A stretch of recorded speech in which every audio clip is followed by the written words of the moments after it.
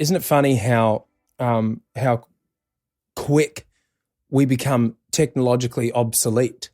You know, we're by no means what people would consider old, but I remember when I was 20, like I was up to date with tech. You know, like anyone like my mum or dad or anyone, they didn't know what they were doing, but I'd be like, give me your iPhone 3, give me your thing. Yeah, and I'll figure it out. Oh yeah, you got to, you know, fix the HDMI cable in the back of the TV. I was all over that stuff. I knew how to navigate the menus. Now, man, I'm obsolete. I got no idea what is going on with my phone with half of this stuff, dude.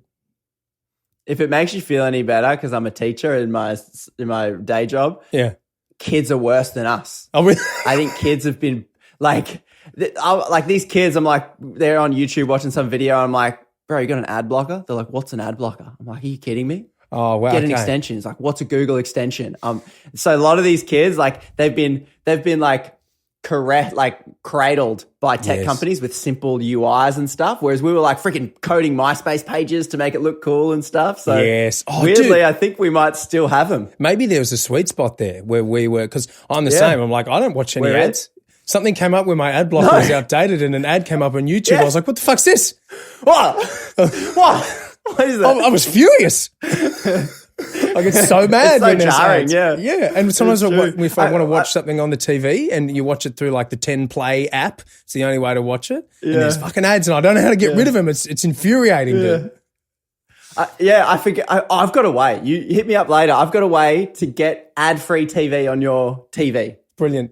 Hacking the system already, bro. I'm all about it. I'll let you know. Yeah. It's a little bit, you know, only millennials can probably do it. It's very MySpace codey. I'm down with that. MySpace was a time, wasn't it? I spent ages kind of curating this ridiculous MySpace page.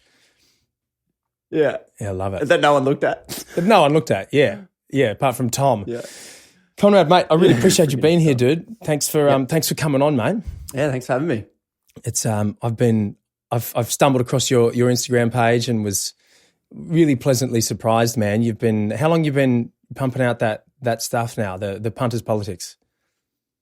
Mate, I pivoted to a Punters politics probably a month ago, and then probably 3 weeks ago it took off.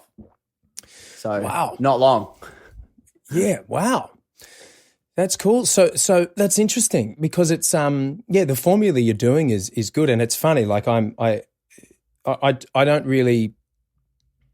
You hear about a lot of the stuff that you're doing, that kind of stuff. You hear about people uncovering it in the States, like there's people, or in the UK. You know, there's actual journalists or actual pages where people are talking about what's really going on, but you never hear about it in Australia, and I've I guess people have been, I know I've certainly been craving it, and I guess a lot of people have too. That's why it's taken off, because you're actually going in an Aussie way, you're kind of calling out what's really going on behind the scenes, which is, dude, it's fascinating and frightening and not surprising, if I'm honest. Yes. Yeah, but a lot of the comments I get are like, oh, I love your videos, but they make me real angry. And I'm like, yeah, well, here's a puppy emoji. Maybe that'll help you feel better. But it is that, right? And it's that combination of like, it's there, people can see it, and people know there's different levels of like what's really going on, right? And you know, I think I've picked up a whole spectrum of people where they sit to like, it's all a deep state, we're privately owned, like the government's wholly like out to get us. And then, you know, there's the things where we've got an okay system, but it has some severe problems. And yeah, you're right. Like American talk shows and American, like their kind of news setup has the outlet of comically, entertainingly pointing out what the problem is and fixing it, except from what I can see of their apparatus, they can't fix it.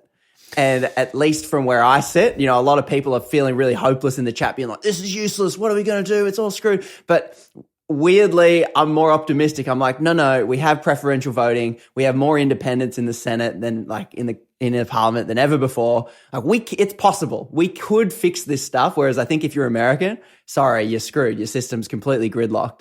You know, you're stuck to two major parties. So it's a whole mix of stuff. It is, isn't it, man? Like, so I'm going to need you to kind of hold my hand like I'm a 5-year-old with a lot of this stuff, because I I don't understand a lot of the ins and outs. I guess it seems as though, like, I feel like we here in Australia have a great opportunity to kind of separate and do our own thing. There's enough people here, and the landmass itself is ridiculous. There's lots of resources here, so we could separate and actually go, do what's going on in Scandinavia, where they're progressive, but in a thought out way. It's not just mad social progressivism, which for whatever reason. There's actual progressive technological thinking about health, about education, about the workday, about productivity, and they're actually looking at. It seems as though they're actually looking at data and information and going, oh, if we, for instance, if we give kids a shorter school day and let them learn what they want to learn, they will actually learn it rather than us telling them what they want to learn, because that's what the data says, and that's exciting to see that kind of stuff. And I guess I optimistically feel like, fuck, we could do that here, if we decided to stop being the. I feel like, and tell me what you know about this, I just feel like whatever the US does, even though we're a Commonwealth country, whatever the US does, we're like, yes, sir, whatever, yep, we'll be there, whatever you need. Yes. That was my impression of most of the prime ministers, by the way. Yeah. It was, I think when it comes to, I think that perception, I've got the same thing. Like, I'm a bit like you, just a punter trying to work out, like, everyone's like, because I've always liked talking about politics or being like, hey, did you know this? And all the people around me like, oh, nah, like, I don't really care. And I'm like, oh, I'm trying. So I'm out in the dark just trying to work out how politics works. There's got to be a system to work this out. Why isn't anyone following the data? And so that's why I kicked off, Punters Politics, to be like, well, I don't want to be an authority on anything because I'm still working all this out myself. And there are people smarter than me that I've found that I'm like, oh, this guy explains it pretty well. But then he's boring. Like, I'm listening, I'm like, yeah, he's good, but he's just boring. So I'm kind of working this stuff out. So that whole impression that you've got of Australia, I'm a bit similar. I'm optimistic. I'm like, we are truly the lucky bloody country, Oh no, like the whole world's transitioning away from fossil fuels. What do we need? Lithium. Got it. Like, whatever you need, have we got a bunch of lithium here? I think. I'm pretty sure you name the mineral, we've kind of got it. The US, we've got a massive desert, but there's just nothing out there, so we haven't explored it. There's got to be some in there. That's right. So we're just super lucky. But I think you're right. We seem to be copying the US a lot, and I think it's because of, if I'm to just say why I think that is because our political donations, our laws are worse than the United States political donation laws. So we have less transparency with who is giving our money to our politicians than America does, which is saying something, because that's obviously the big problem in the United States. Okay, so let's just walk me through that. I know that, like, with lobbyists and basically, donations, they are, you're essentially able to pay off a politician. That's basically what it is, right? I mean, to the average punter, yes. Like, at the end of the day, if and this is why I guess what I'm trying to do with Punters Politics is be like, and I see it come through, everyone's like, oh, Liberal's better, Labor's better. I'm like, oh, have a go at Liberal now. Like, there's this tribalism. I'm like, I don't give a shit about who's part of what. We all need to realize, and that's the one reel that blew up that I had was the one where I'm like, oi, how much taxes are you paying? And the guy in Qatar is saying 0, nothing. And I'm like, why is that? And he goes, well, we have the world's largest exporter of gas. And I'm like, well, hang on. We now export more gas than Qatar, and they make 98 billion or something on it, and we make 2 billion. And so Qatar, just comparing it as a country, said, oi, let's tax this heavily, or they have a state-owned company where the citizens get all this money. And then we compare as Australians, we go, well, we have more gas and we're not getting that. So we're all kind of getting screwed. So you can like cheer on Labor or Liberal or be tribal about it. But on some things, we're kind of all getting screwed. And if we get distracted with,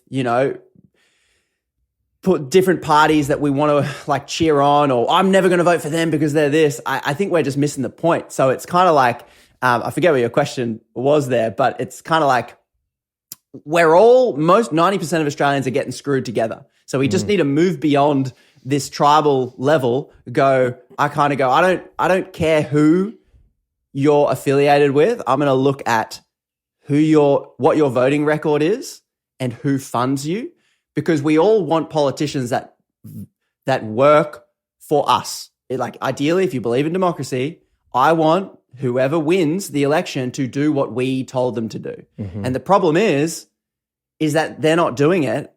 And the question is why? And then you look at who is funding them and there's your answer. You go, why? The data says this. The voters say this.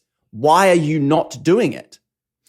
And then you go, well, why not follow the money? And you go, because Exxon and Santos and all these companies are giving you, and here's the kicker, not much money. Like, it is a joke how little our politicians, the political parties, get paid.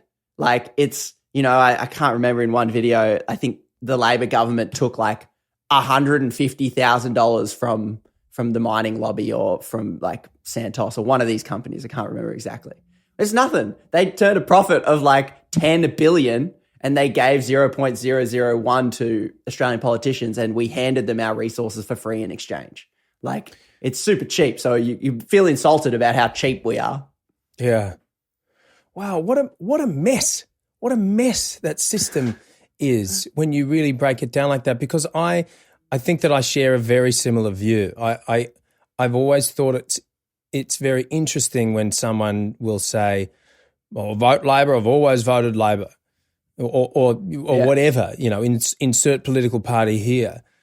And I was thinking, but don't you, what if they say something that you don't agree with? Like, would you be prepared to change if someone else came out and had values that aligned with your values more?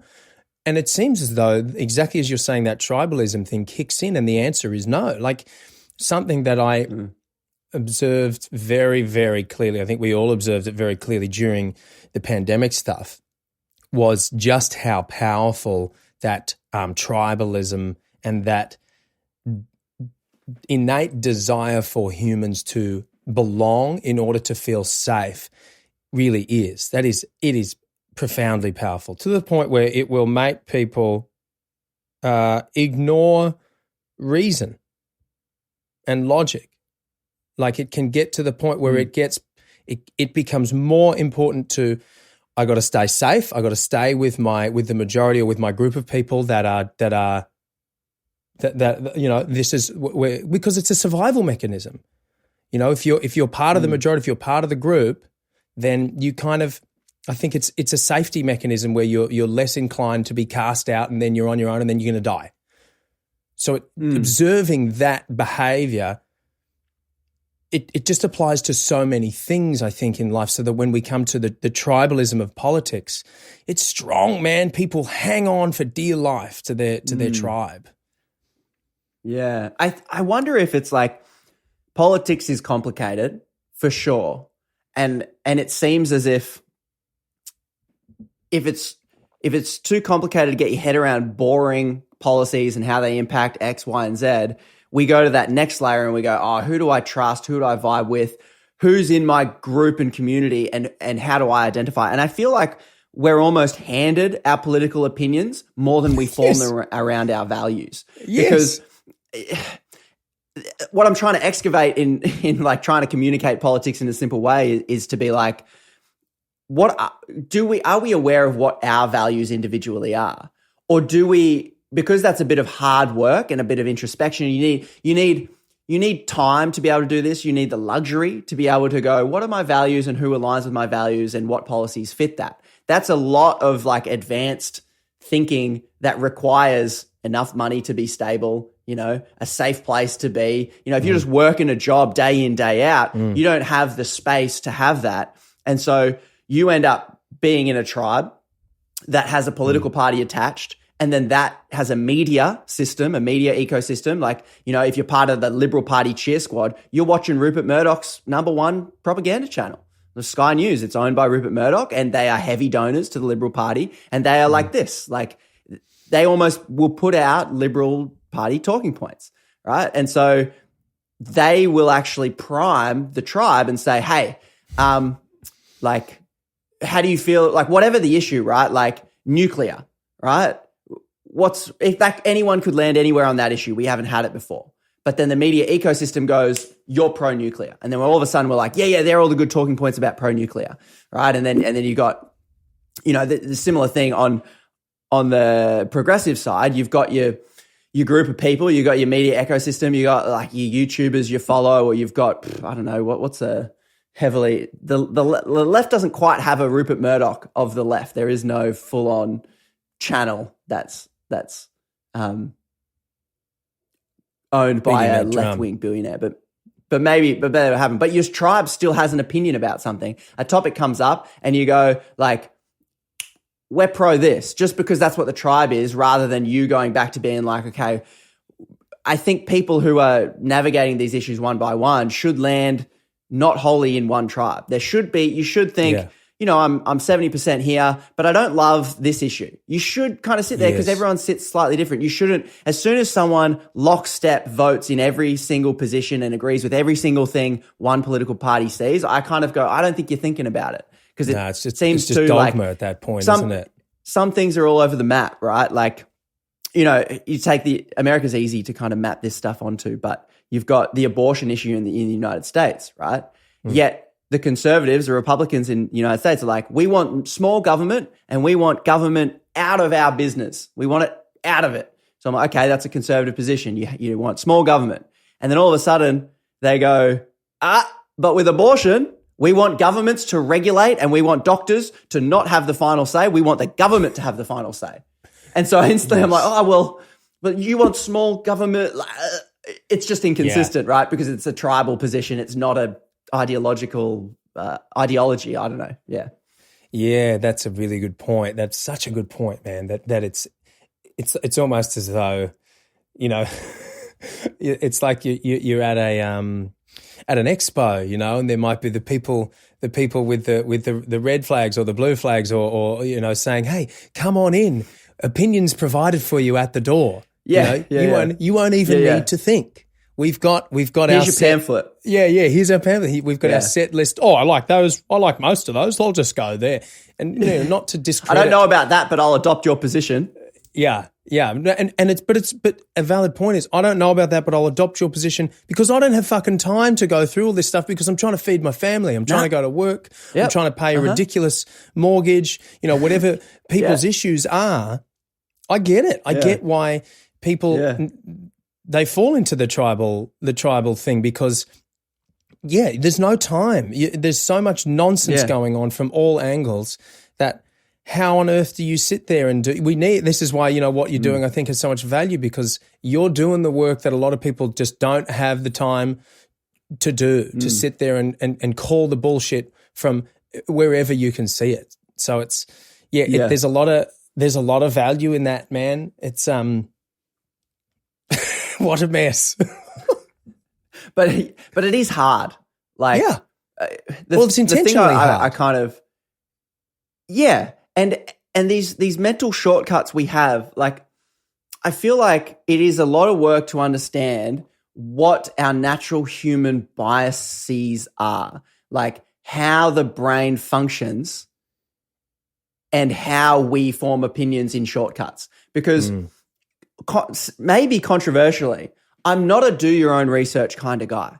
You know, I like the sentiment, you know, like, hey, do your own research.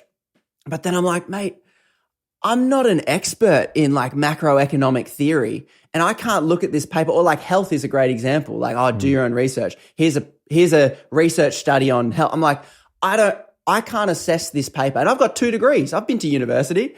I can't look at this paper and go, well, what was the sample size? What are the common flaws? What was the control group? Have they is this study reputable, and have other, what are the variables that I need to watch out for? Because if they didn't include this variable, then this study might be flawed in X. I can't tell you that.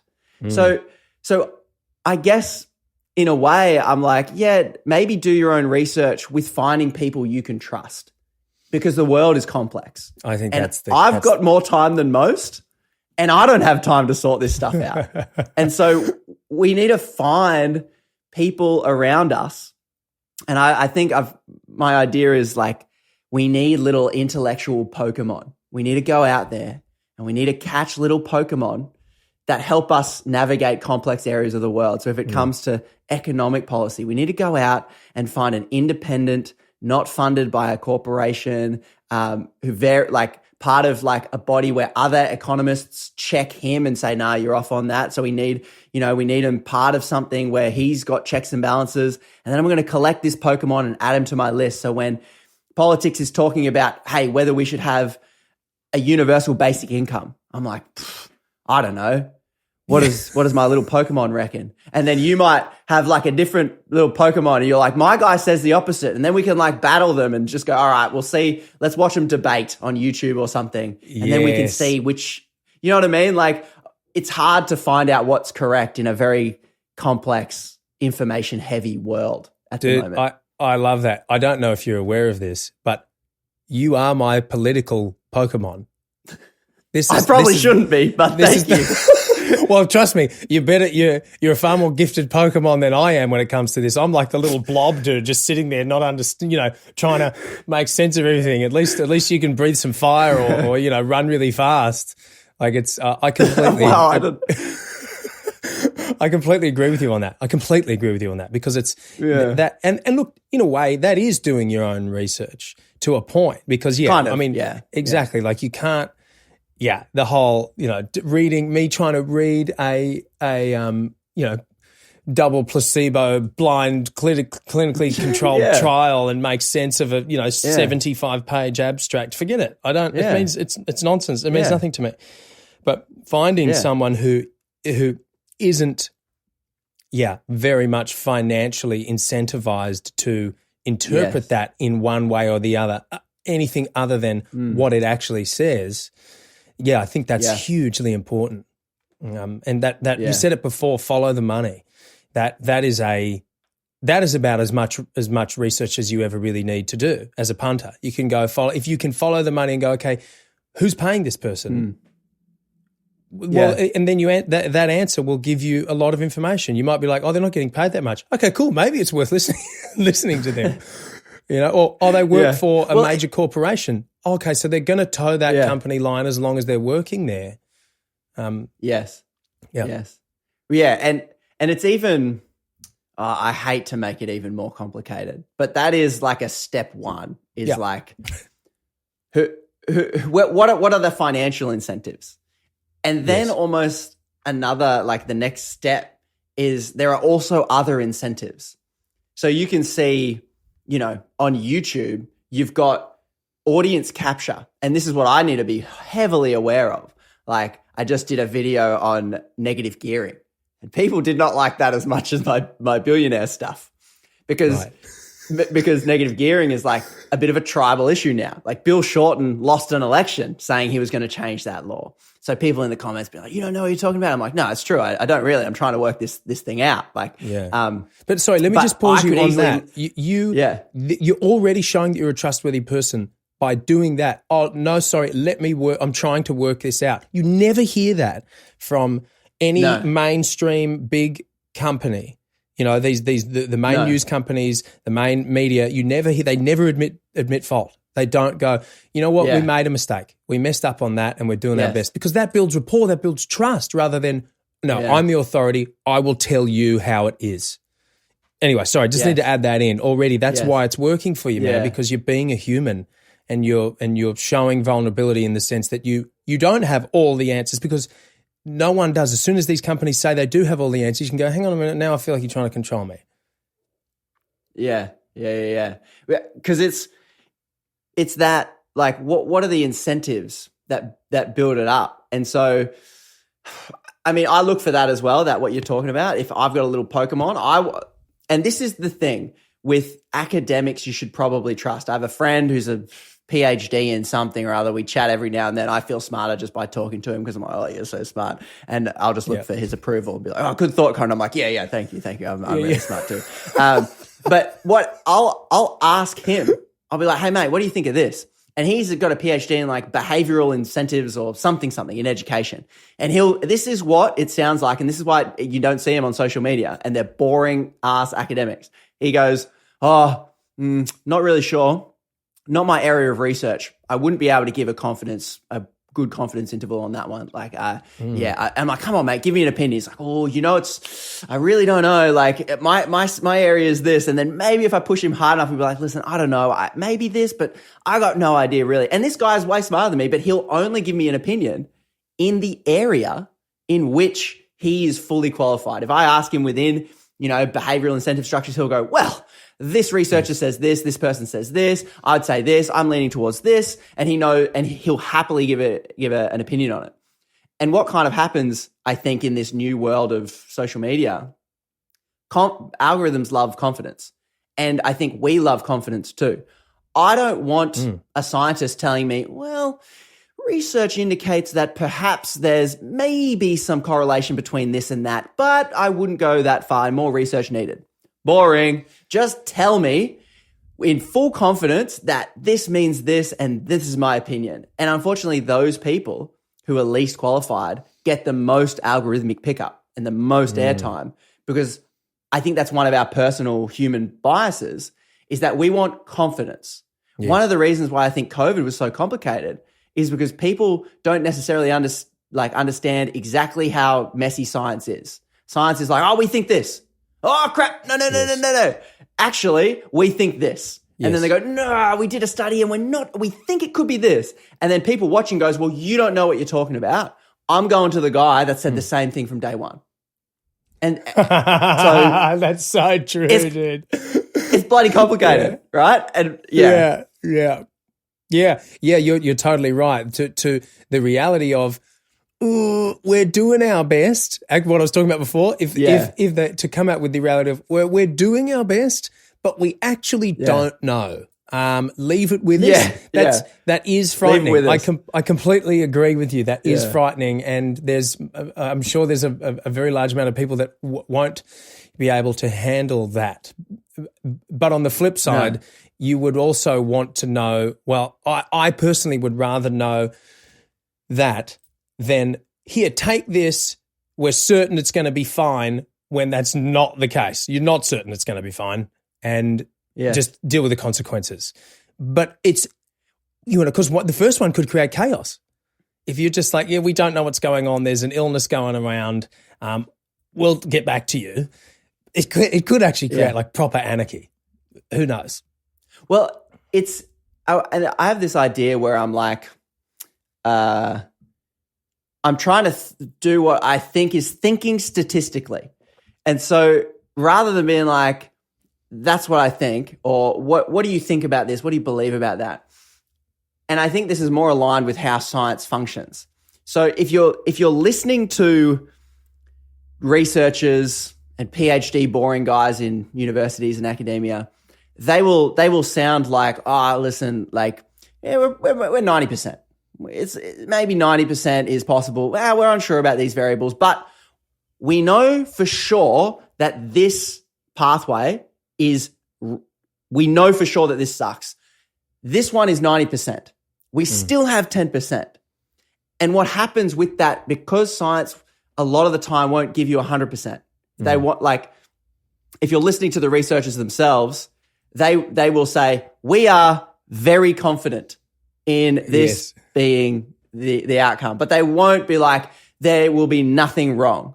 But it becomes this way of comparing different outcomes. Yes. Both outcomes, one might be a 30%, one might be a 90%. For me, I'm going to always kind of pick the 90%. Even if you can tell me stories of the 1 or 2%, I understand that. I'm just going to go statistically. Sure. Because the other human bias that we have is like, we go with anecdote. So if you had a bad experience with a certain type of food, and your friend did and you're telling me, I could go, oh, well, he ate that food and maybe it's unhealthy for these reasons. Yeah. But then science says, listen, 94% of people are fine with it and it's actually okay for you or kind of healthy. My gut is to go with you because I know you've told me this, the anecdote, or I ate it one time and threw up. Like, maybe I'm going to go with my experience. That's what we do. Whereas I'm trying to like override that system and go, okay, it's part of the equation, anecdote, my personal experience, it happened to you, it happened to him. Maybe I should think about it. But then when there's, strong independent research saying, wow, this one's 90%, I'm personally going to go with the 90%. I'm going to go with that over my personal experience. And that might separate me from a lot of different people.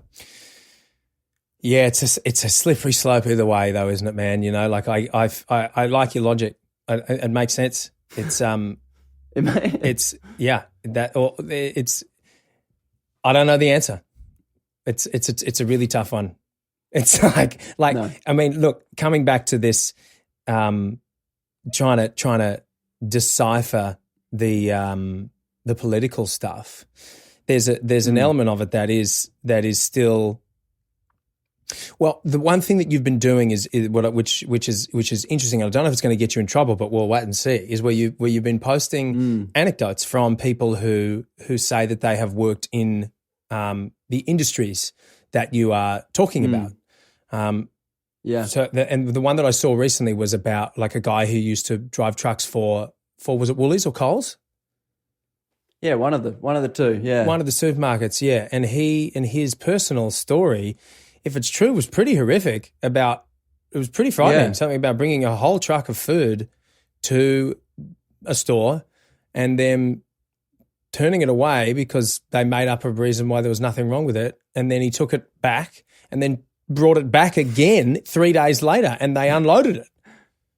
That's so the anecdotal story is like, well, shit, if that's true, how much more of that's going on? That's like, that completely changes my attitude towards that whole company. Whereas statistically, that may just be an anomaly. But you're right, it's so hard. That's a good example to bring up. Yeah, it's so hard not to go, oh, fuck, that, because there's also, that could be the way that it rolls. Company-wide, that could be something that happens all over the place, and then I guess it's like it's all data collection, and there's again why we need little healthy Pokemon that are really gifted at their own little thing. If someone can go, well, I've actually collected all the data on that, and it's happening everywhere, or I've collected the data on that, and that's the only there's 7 other cases in the entire history. Since I've segued into that, should we talk about what's going on there? Yeah, well, I mean, that's a good example to bring it up because, like, we start with anecdote. This bloke who sent me a message, and I was like, oh, like, interesting. I posted it to share his experience. That guy could be a troll, and he could be working for Aldi, and he could have just made it up and posted it. And I don't know. I seriously don't know. Exactly. But that's a starting point. Other people have gone, oh, we've heard that story as well. And so then, you get these guys who, that's the starting point. And then you look at the data, which is why, having some boring inquiry that the government's going to do to look at the data and use boring academic people to punch the numbers and crunch the sums and talk to people and do the investigation is important because then we can finally know definitively. But to what you're talking about, it does seem as if there is anti-competitive practices happening in Coles and Woolies. And I mean, we've heard it for, I think, years. Like I remember watching a doco 10 years ago with Woolies doing that thing of the story. Like, nah, this produce isn't good enough.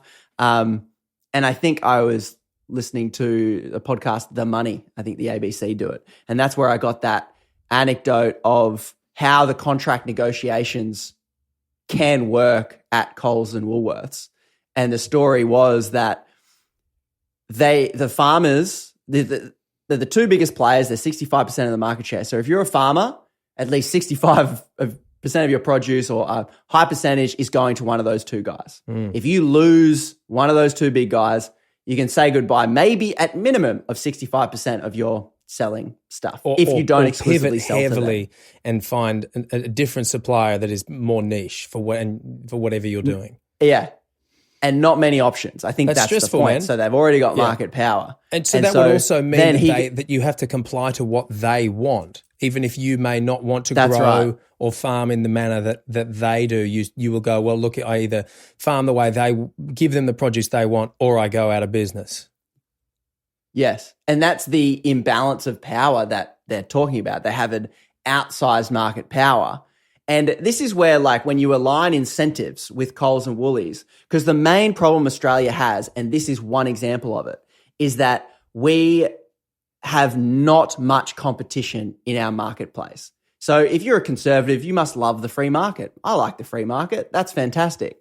Australia doesn't have a great free market. We've got kind of 4 big banks that dominate. That's not many. We've got 2 supermarkets that dominate. That's not many. We've got like 1 hardware store that kind of dominates Mitre 10. We've got a few small ones, but we got 1 dominant one. And all that happens, then there's less competition. And so in this Woolworths example, it's a monopoly. They have all the power. They go to a farmer, and that was in my video. He goes to the farmer and he's just like, here's an agreement. We're going to agree that you will sell me your stuff. And then the farmer goes, here's the price I'd like. And Woolies gets to go, yeah, nah, we're going to give you this much because we think it's worth that much. And the farmer either gets to say, I'll never sell to you again and go bankrupt, or I say yes to the price. And then they also get to say, and if we don't like it, we'll cancel the shipment last minute. If they don't agree to the price until they buy it. So the farmer goes away, spends $90,000 on crops, finally crops it, bags it in the exact specifications that they want it. He brings it, and then they can go, sometimes I guess are saying, no, we don't need it anymore. Or they're just saying, we'll give you this much for it. And the farmer kind of has no choice. So that's not a free market, because in a free market, the farmer could say, fine, I'll go sell somewhere else. And when there's a balance of power, negotiation functions and it works. When there's an imbalance of power, when there's a monopoly, no negotiation is going to work. One side doesn't get a choice. And so we're wondering in Australia why prices are going up. And this is a lot of my work recently where I've been discovering, I'm not doing the work, I'm just communicating it. But now I think the Reserve Bank even came out and said that 65% of our inflation was driven by corporate profits. And we're being told that, we can't have pay rises because that's going to drive inflation. This is the story we're being told. And the Australia Institute that does research on this stuff, they were saying for about a year, 2 years, corporate profits. They did their studies, their research, and finally the RBA is going, yeah, it was corporate profits. And the short of it is, why are corporations allowed to just ratchet up prices? Because there's no competition. That's just kind of it. Simple as that. You're totally right. And people go, well, they're a private company. Well, they can do what they want. Yeah. They can't get away with it if there's competition. If the competition is doing the opposite, that's right. Then they're like, well, we actually have to compete. Like this is an interesting thing. There's a I live here on the Gold Coast, and there's obviously the standard petrol places, companies that we all know, there's the big ones, whatever, and they all have the same price basically. But then there's 2 little independent ones. I think it's called Hope Energy and what's the other one? I can't remember the other one. They're on this. It might be Puma. I don't know. I've seen it weird. I can't remember. I don't have it. But here. it's like there's and funnily enough, where I live, they're a little bit. It's 5 minutes drive. There's 1 minute drive. Yeah. A BP that I don't go to, but there's these 2, Hope and whatever the other one is, on the same little stretch, and it's right by an Aldi, funnily enough, and they're always like 15 to 20 cents cheaper than all the others. Yeah. And so this is an interesting situation. Let's say, so they're the minority, right? And they obviously set whatever price they are happy to set that gets them less profits than the big companies, but because they're getting more business, it's working for them. But the big companies, they don't give a fuck because it's just this small little thing, and they're not actually disrupting their business. It doesn't impact them yet, yeah. But if you flip it and the majority is actually being more competitive with each other, and then there's this small minority that's just charging way too much, no one's going to go to the small minority that's charging way too much. Yeah. And it's actually going to start driving it down. Whereas Yes. It's interesting, what you're talking about with like back to the supermarkets. It's such a monopoly, man. It's like they can do whatever they want. If that's the case, I mean, you can go to the you go. Oh, I was just going to say, I mean, with the idea of the free market. So a few people text me through and they're like, "Well, just don't shop there."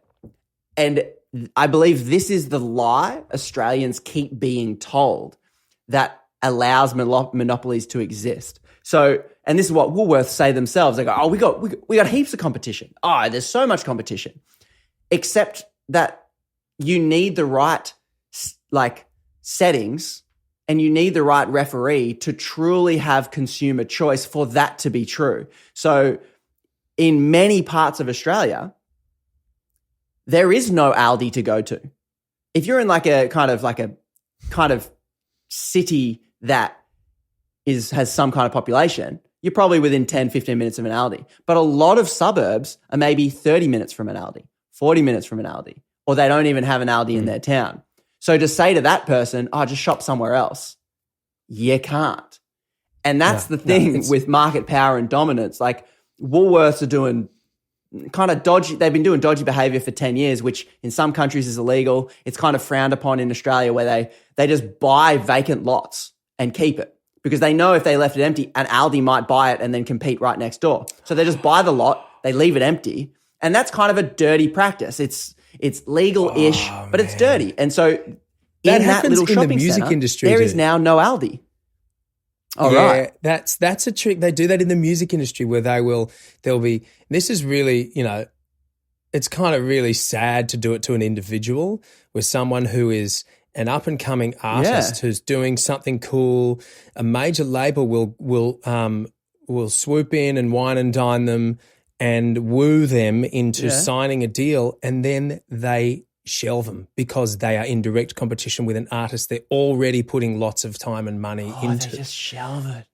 So they just have them on the boil, and this artist's like, "Oh, I'm gonna make it big soon." Years go by, and they just let them fizzle out. It's what a nasty trick that is, and it's it's so interesting. Yeah, they do it the same thing but it's the same tactic. Same tactic. Fuck. So there's all these kill tactics, the competition before it exists. You have a lot of, and I think I can't remember I saw somewhere that Silicon Valley, like super innovative, all the tech companies come out of that there in America, they Googles, Facebooks. There was this time 10, 20 years ago when everything just exploded. Big tech was born. Right now, innovation and new startups in Silicon Valley is at an all-time low because Google, Apple, Meta, and Amazon, anytime there is exactly like you're saying in the music industry, there's an up-and-coming startup that's like, "Hey, we could actually do quite well here." Instagram is the perfect example. It was the ultimate competitor to Facebook. What did Facebook do? It bought it. And that which it can't buy, it will kill. So you see the battle of Snapchat and Instagram, and Snapchat's still kind of hanging in there. But Instagram will just copy everything it does and just fight it until it eventually kind of dies. And these are dodgy practices that ultimately lead to not a free market. So the thing that if people who might identify with being more politically conservative, they love the free market, but they don't like the government. That's generally the sentiment. The tough thing to sell to this person is that in order to have a truly free market, you need a strong referee. And the problem in Australia is our referee is weak. So I forget what happened. I think it was one of the banks, or it was either Woolworths or one of the banks. They were literally found guilty of wage theft over 10 years. Just not paying workers enough and kind of pocketing profits, right? It's just Google wage theft Woolworths or wage theft banks, I think. I can't remember which one. It'll pop up. And they got fined $10 million, right? The largest fine in history for this thing. This is, for them, this is like a speeding ticket of 2 cents. Imagine if you cop pulled you over and said, "Oh, you're in big trouble, mate. You're going to have to give us 5 cents. "Oh, no. Oh, officer, I'm so sorry. Here's 5 cents. Like, that's literally what's happening. So if you want a free market, unfortunately, you need a strong referee that when companies like, if I want to outrage you even more, like Europeans are paying cheaper gas prices than we are paying here. So they're mining our gas, they're shipping it offshore, they're paying sweet nothing royalties, as I showed in one of my videos. They ship it overseas, the Europeans buy it, and it's cheaper for them than we're paying right now. Why is that? Wow. Because the government is allowing it. It's a weak regulator that doesn't say, like countries like Norway that have the largest sovereign wealth fund in the world. They're the richest citizens per capita in the world, or one of them. They're up there because they tax their gas or oil at 78%, you know? So, and we tax ours at like 2%. Our coal's taxed slightly higher. There's different variables. It's a bit complicated, but ultimately, because their government says, oi, you can't do that.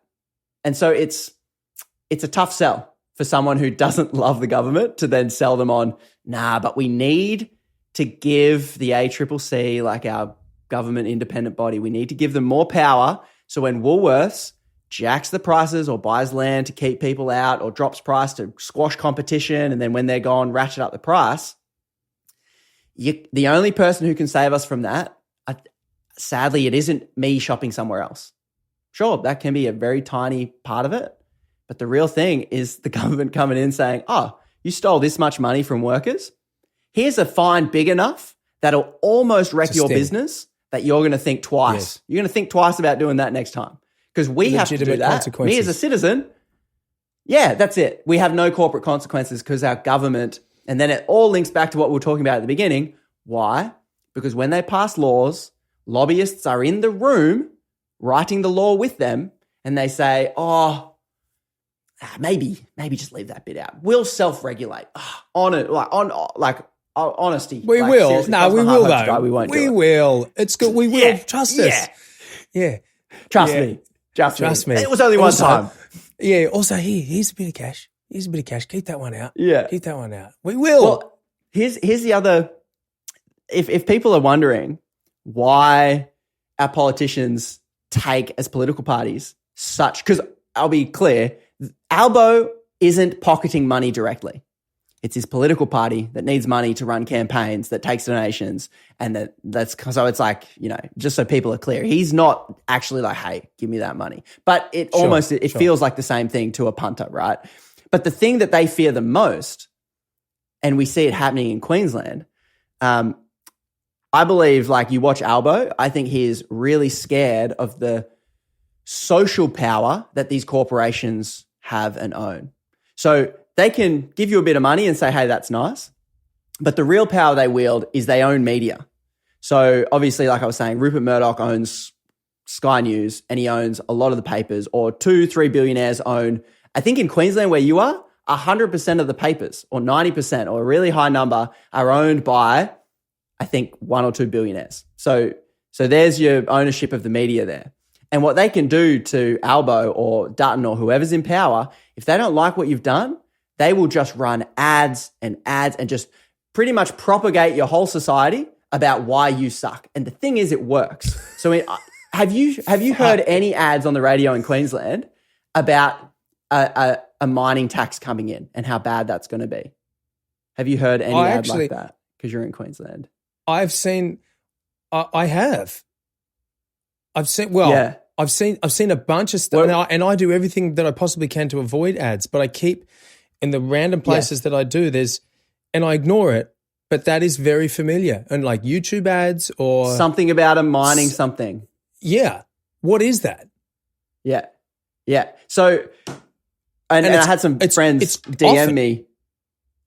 Yes. So I had some friends DM me, like the ads, because I'm not getting them here. But essentially what's happened is Queensland, to its credit, as friends of the punters of the show said through to me, Queensland's coal is actually giving quite a lot of royalties to the government, which is a good thing, because who owns all the dirt in the ground and all those minerals? We do, you and me. We all own it because we were born here. It's everybody's. You know, no one has ownership to it, so everybody has ownership to it. And companies come in and they dig it up. Yeah. There you go. Or if they're going to take it, they should pay us for it, right? And so that's like a resource rent tax or a royalty. And I think coal in Queensland, what someone was telling me, we're getting like 60 to 65% after royalties and tax from these mining companies. And you're like, okay, that's good. Norway's at 78% and they're still digging oil and they're still selling oil. So could be better, but coal, at least specifically, fact check me, I'm still hearing all this stuff, is okay. But gas is down at like 2%. It's nothing. So there are other minerals that they're literally taking for free. And so with these ads, the Queensland government has either just upped or is planning to up how much this privately owned, Indian-owned company who digs our dirt, how much they're going to pay us for that coal. So they've just gone, you know what? We need to up that because I think it's fair. Australian citizens should get more. Then the mining company and the mining lobby goes, no. That will hurt our profits. Our job is to maximize profits. And since this government's already doing it and they've given the money and that carrot didn't work, they turn to the stick. And what they do, those ads are trying to convince Queenslanders that this is a bad thing, that the government charging them more money for their resources and getting more tax revenue is actually, they're coming after you, mate.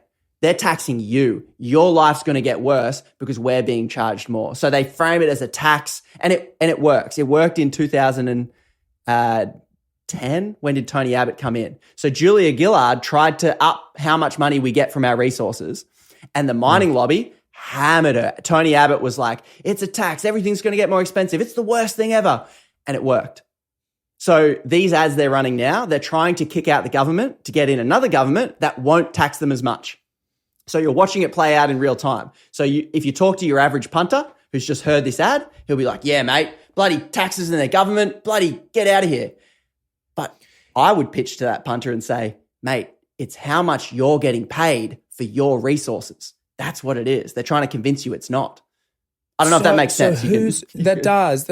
I've got a few questions. So who's, because it's by no means an impartial ad. It is very clear opinion. Yeah. You know, the ad is, this is a bad thing. You need to know about this because it's really bad for you, individual Australian. Yes. So who's funding these ads? It will be see, because I'm a punter, I'm vague with details, but I believe it's like the mining lobby or the Minerals Council or one of these. So there's these groups called a Mineral Council or the Mineral Council of Australia or some kind of body that all these mining companies pay money to, and they're a lobby group. So they pay money to this group because they all have common interests. We want the government not to tax us much, and we want to maximize profit. That's the goal. And so they pool their money. They build an organization called a Minerals Council, and that Minerals Council goes into Parliament and says, the Australian economy will suffer so much if you charge us too much, right? We possibly can't do it, right? And so they're paid for by this group of people, and that's what it would. It's either the Minerals Council or someone. It's a lobby group. Okay, it's a lobby group that is created purely to preserve the interests of the industry, not. Well, that's it. To preserve the interests of the industry, not anything else. Essentially, that's it. Yep. So what would happen if? Just trying to make sense of this, right? You say how Norway has a massively high tax percentage on their exports, and the industry's still moving along fine. The companies that are doing it are still making money, right? What would happen? Yes. Why aren't we doing that? What happens if we do that?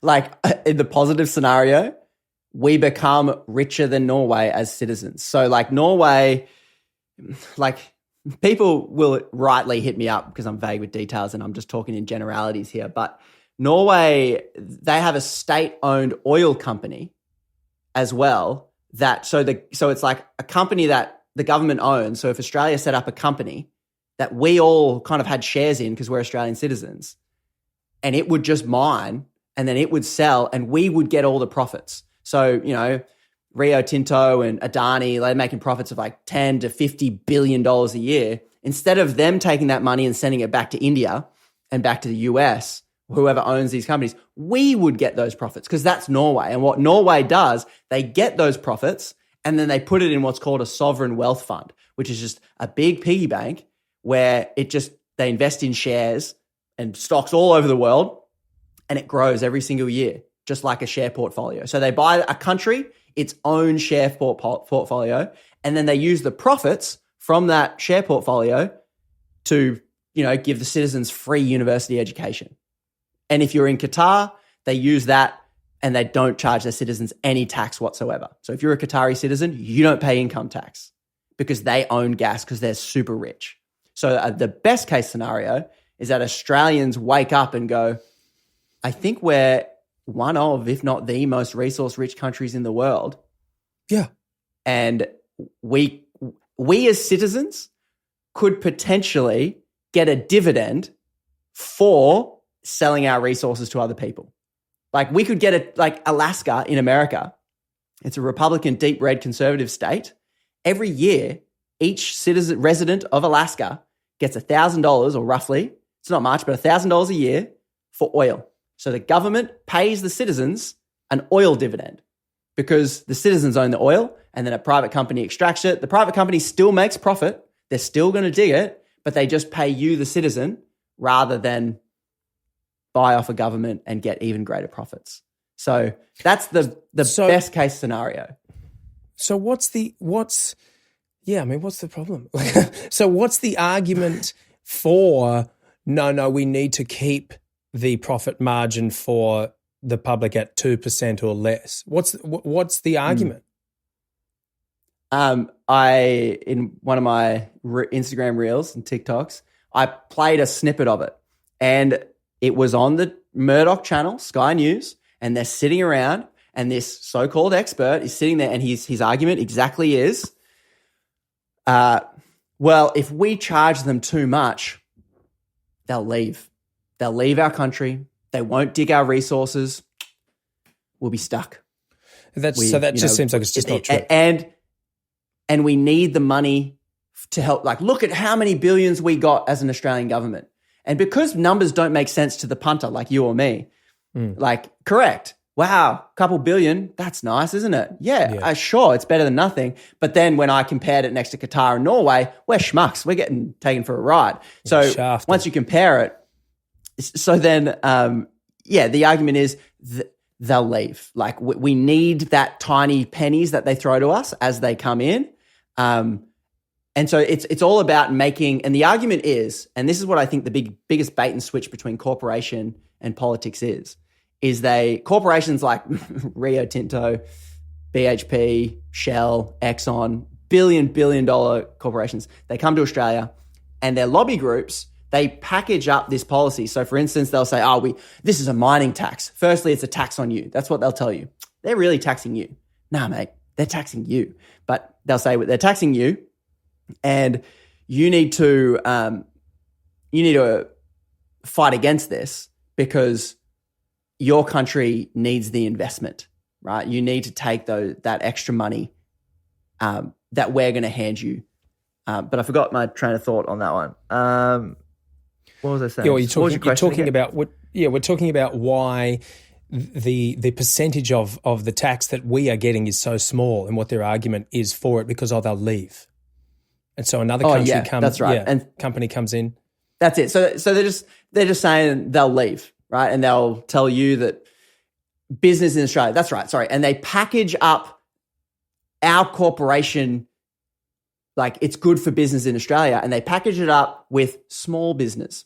So you notice all the language that they'll use in these arguments is government's hurting small business. This red tape, we need to cut red tape because small business is trying to do this and these regulations kill small business. That's true. Regulation can make small business very difficult for sure. But the catch is they're not small business. They're multi-international, foreign-owned corporations.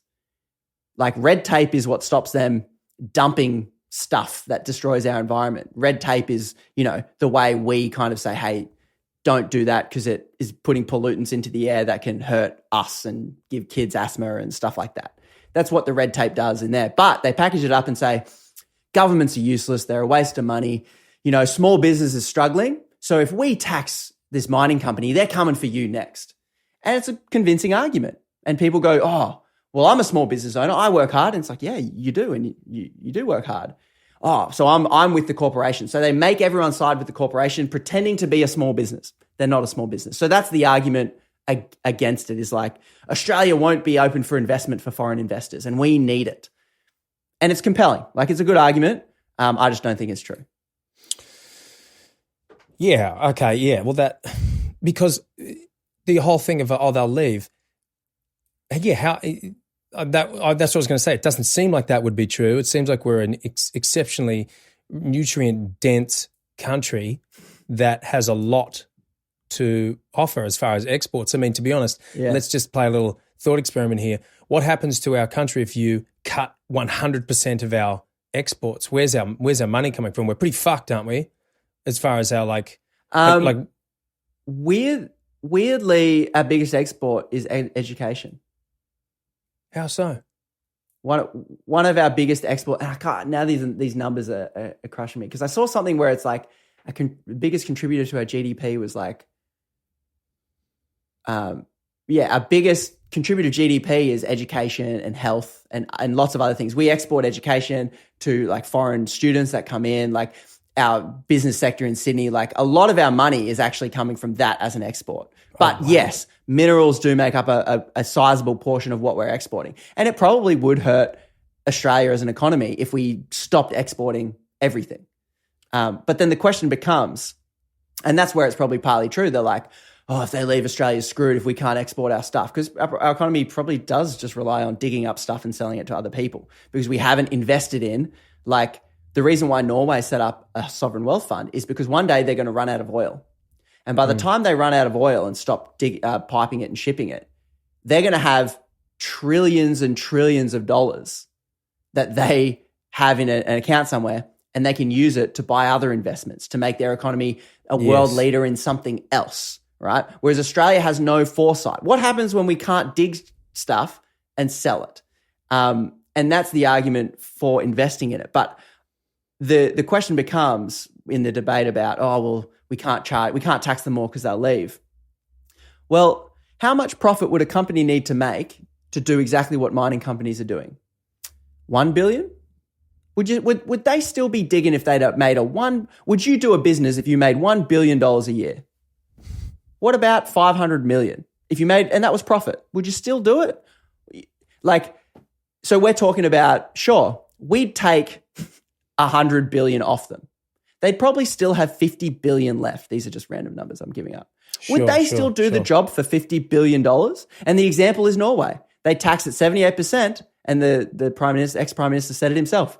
And they still are here, and they're still digging, and they're still selling it, and they get taxed at 78%. Yeah. So that's the argument against it. It's like, sorry, it doesn't bear out in the data.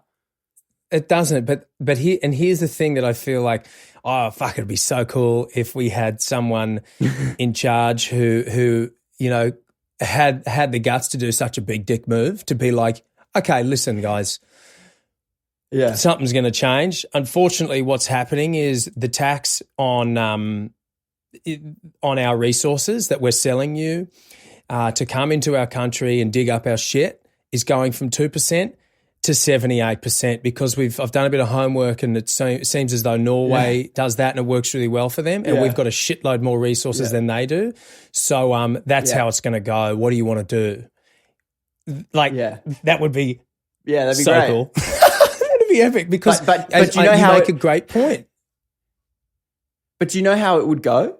Like, in reality, that person, whoever it was, would be torn to shreds by every media outlet we have. Economically irresponsible, rubbish, like going to destroy the economy. There would be non-stop coverage, wall to wall, in Queensland especially, but all across Australia, because the people who own our media have a lot of vested interests from these other corporations as well, because they're big advertisers, and they're, if not part owners, shareholders of these companies. So the media apparatus in Australia, because it's owned by big corporation would look at that move and say, if they've just hit mining companies, so let's take Coles and Woolworths back into it.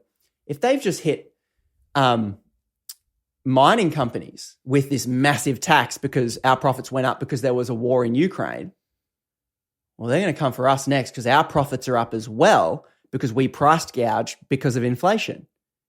And so any government or any person that is going to do that move is going to face the biggest onslaught of like media propaganda you've ever seen. And I don't think Australia is media literate enough to be able to fight well-funded, well-communicated ideas. I think propaganda wins because I think it always has. And that's why Anthony Albanese is so gun-shy of ever doing anything, even in the mining sector, even though he might be more politically, he might have signaled earlier that maybe because, you know, his government once upon a time did try and do a mining tax. And you know what happened to Julia Gillard? She got slammed. She lost. Rudd rolled in and then Abbott took the reins. Like, so that's the pessimistic version of it that I think it's complicated to understand. So I don't blame people to just go, oh, I don't want higher taxes. Oh, life's too stressful. Is this guy going to tax me? Oh, well, no, thank you. Yeah. It's because I'm just trying my best to make sense of it. I don't understand it, and I'm trying my best to figure it out. But it just seems as though, I mean, I always think, fuck, man, we just need to move into an actual commune where there's 100 people, 200 people, and that's it. And then we can actually make these decisions and have people who are real leaders who we actually know, who we can actually go, no, you're talking bullshit. And we can, we can actually understand what's going on because we've got these companies and people that are in control of so many other people that it just doesn't work. What was I going to say? It's just trying to make sense of all this stuff is really challenging. That's what I was going to say. So just thinking about like it's unfortunate that we don't have a system set up where we can observe. So we don't live in a commune. We live in a global society now. It's becoming more and more global with the internet and with sharing ideas and with conversations like this and with which I think my intention is for this to be positive and informative. It may piss off some people. It may piss off some companies. But the point of it is that you and I are trying to make sense of something that's exceptionally complicated as two punters, yes. But it's unfortunate that we don't have systems set up where we can transparently go, okay, what is working elsewhere? Let's analyze another country. Yeah. Like, let's go back to Norway, for instance. What's working in Norway? What are they doing right? Why do they have this beautiful piggy bank of savings when they have a fraction of the resources that they are mining or exporting that we do in our country? What are they doing right? And then what of that can we apply to our culture? And it's not that I don't think that there are people that want that, but it just seems as though from what you're saying and from the little that I understand that anyone who does do that is immediately going to get, bulldozed by some lobbyist or some standover person who's like, hey, we're not going to let you do that because there are systems in place that make certain other companies and people too much money, and we're not going to allow you to stop doing that, even though the intention is good. There's money to be made over here and it's being made, and we're not going to let you stop it being made. Yeah. Like, that's it. And I guess if I can try and, like, after I'm finished talking to people, they're always just depressed. They're like, man, what's the point?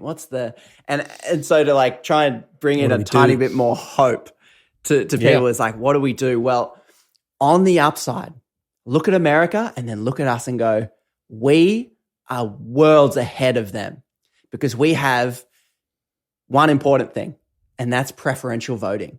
Every year, once again, we have to go vote. So we walk in and we get to go 1, 2, 3, 4, 5, 6, 7, 8. I tell that to Americans. They're like, what are you talking about?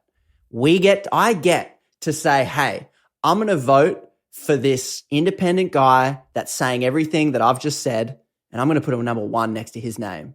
And if he doesn't make it, well, I'd still prefer this major party over the other major party. and your vote will eventually go.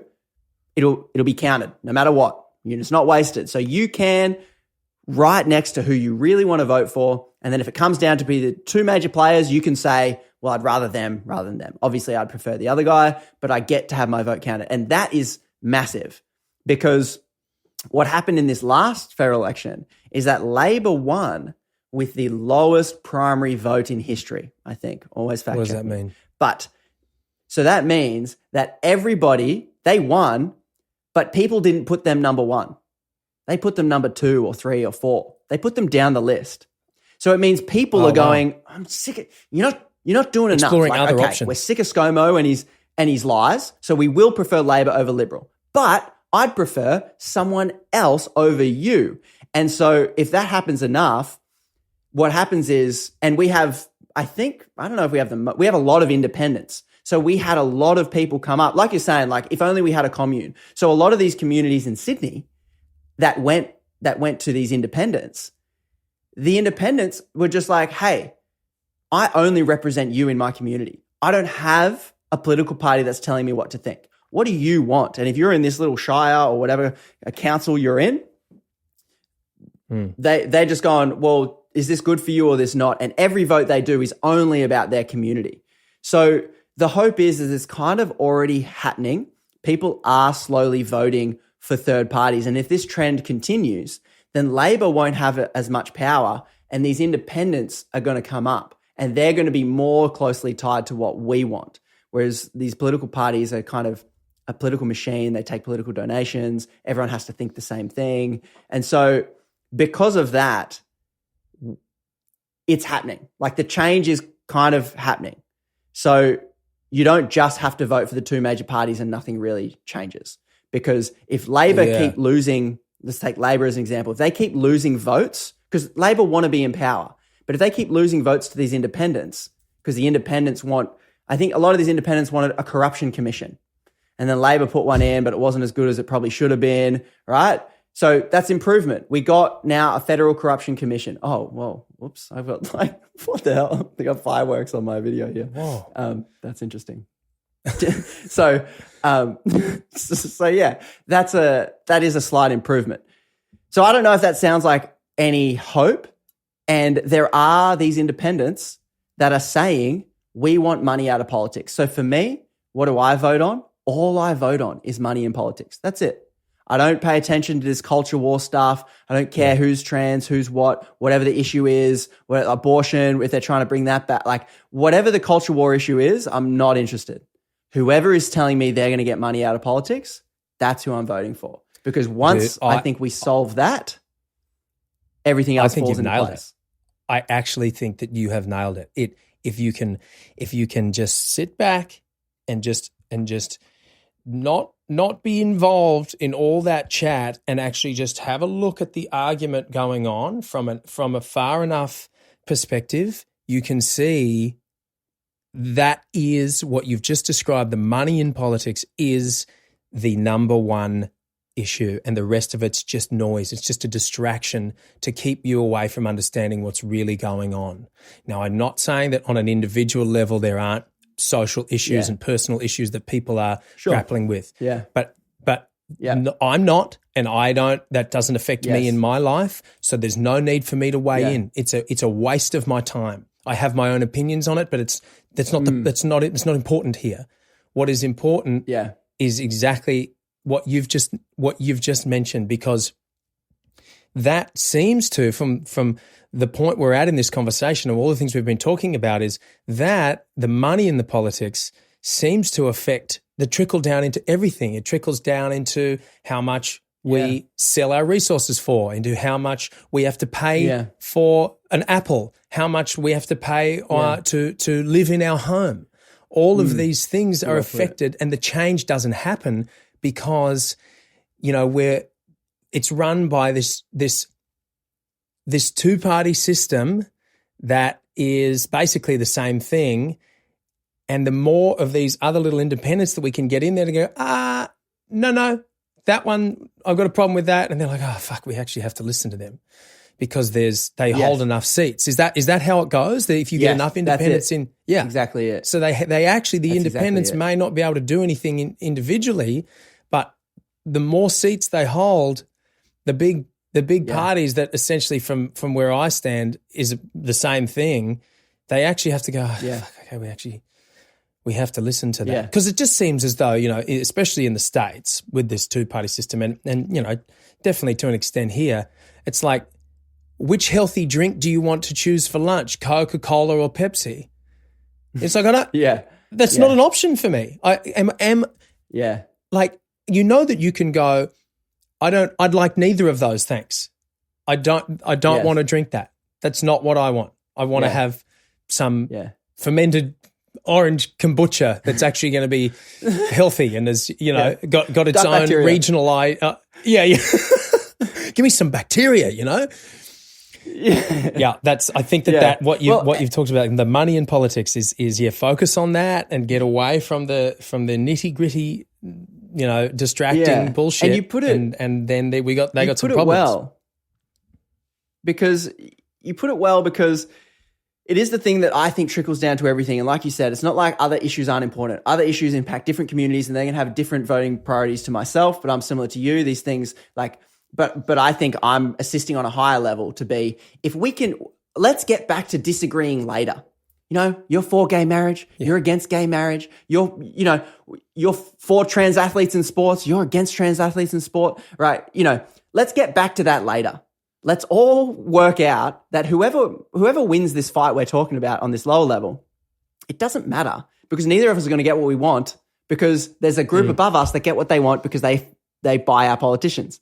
So if we all group together and let's just not disagree for a little while, let's just get money out of politics. And if we want to, like people might go, oh yeah, that's a pipe dream, that's idealistic, it's never going to happen.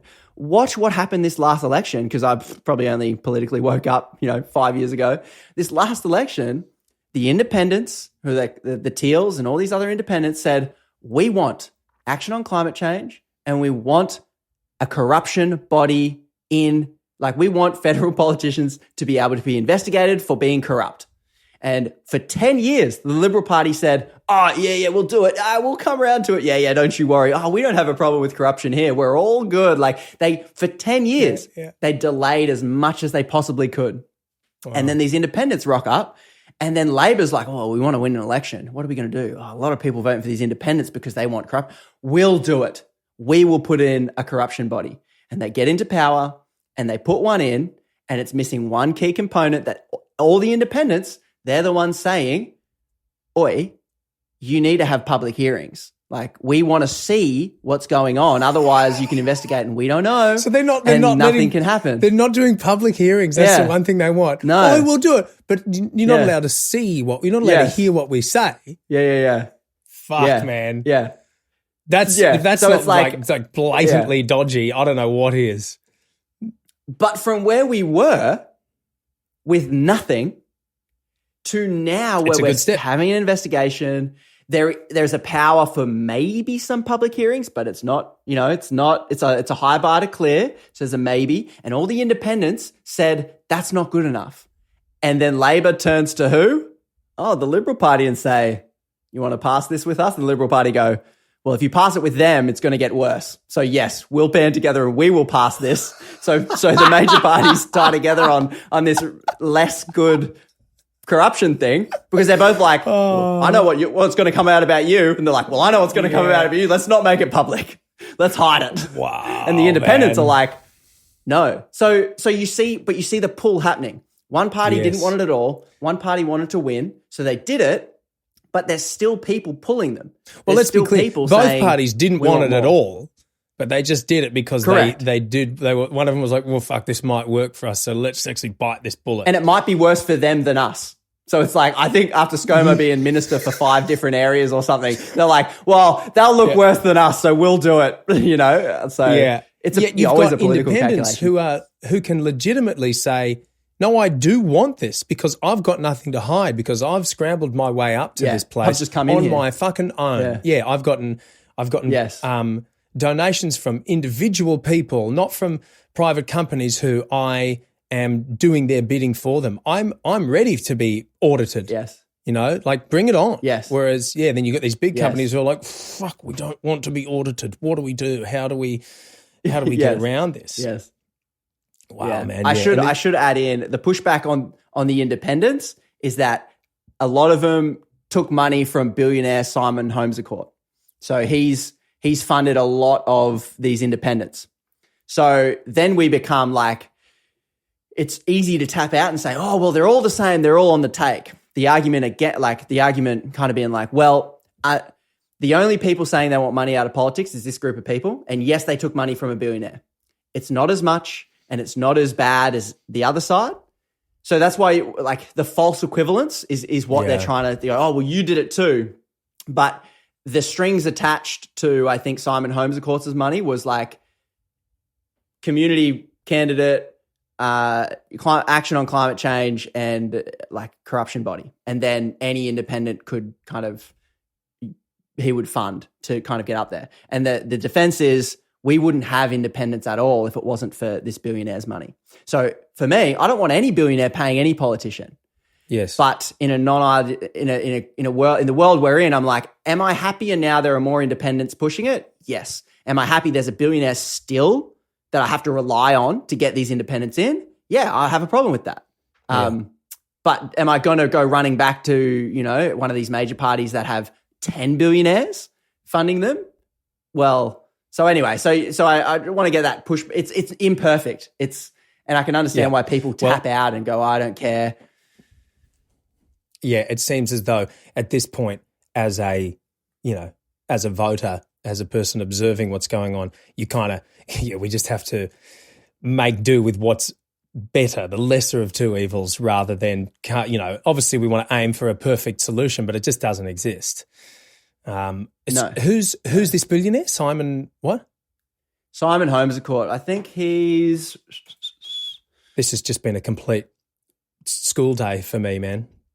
Oh, 5 years working in Silicon Valley. So he's like a tech-ish billionaire. And he probably, so he obviously has vested interests in pushing our economy to a renewable energy economy, right? He's on that side of the fence. So we're stuck between billionaires pushing their agenda, and we have to, I guess this is my position on politics now. Never be party loyal.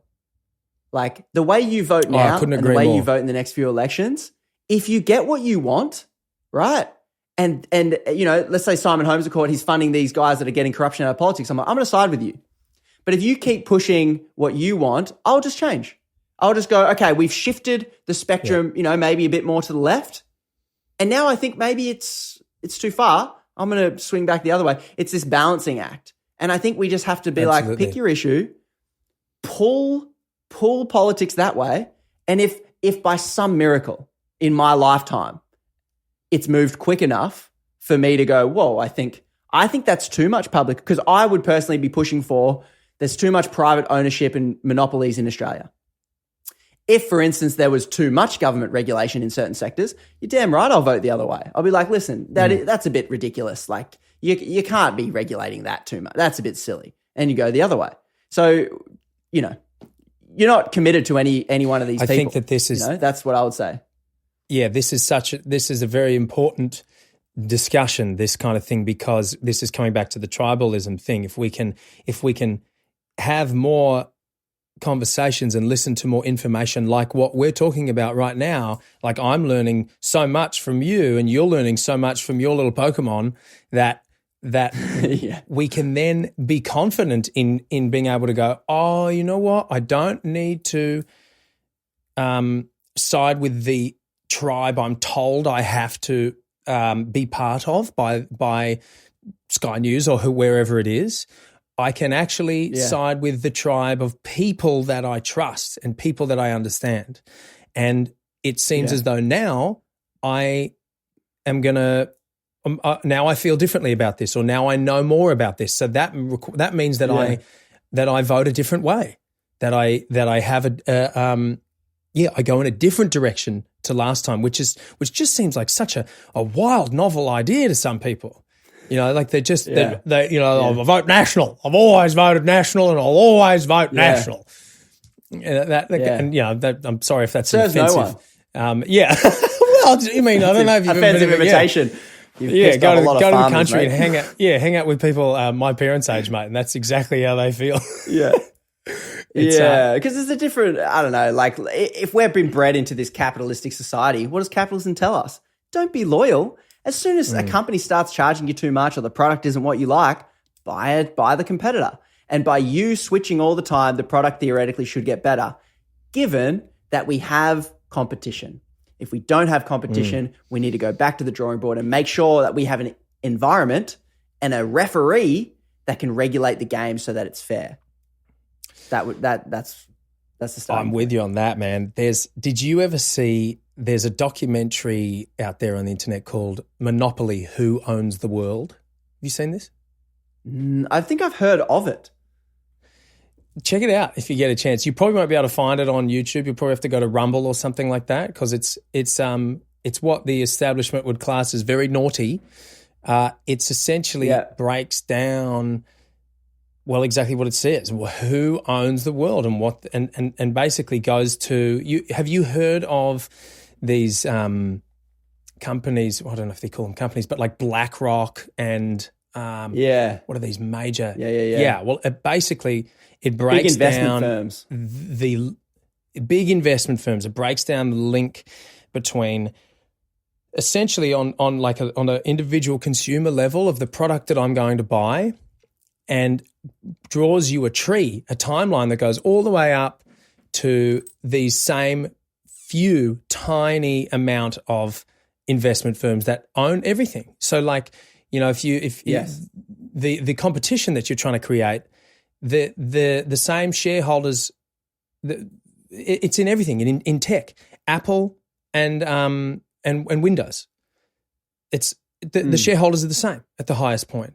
It's the same thing with oil companies. It's the same thing with pharmaceutical companies. It's the same thing with food companies. It doesn't actually matter which company you choose to buy from, Coles and Woolies. You go up high enough, it's owned by the same investment companies. So which is an incredibly powerful position to be in for them, because they can create all kinds of controversy down here on the ground with the humans, where we go, we're all going to get band together and shift, and because there's a big sale on at this one, so we're all going to flock to this one and spend our money here. The money all trickles up to the same place. It's a really fascinating and, to be honest, pretty frightening doco. But yeah, check it out.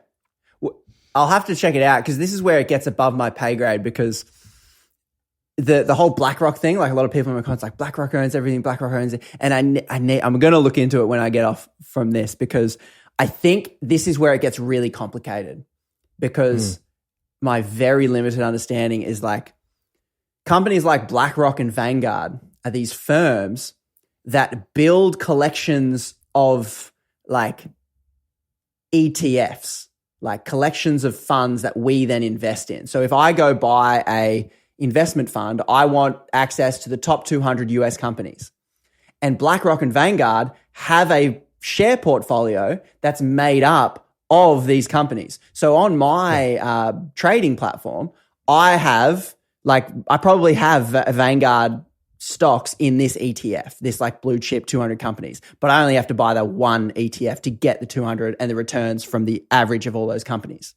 Yes. And so I need to look into it, because I wonder how this dynamic of companies like BlackRock and Vanguard building these ETFs, and then people like me and shareholders buying those ETFs, on paper, it would look as if BlackRock is the largest shareholder.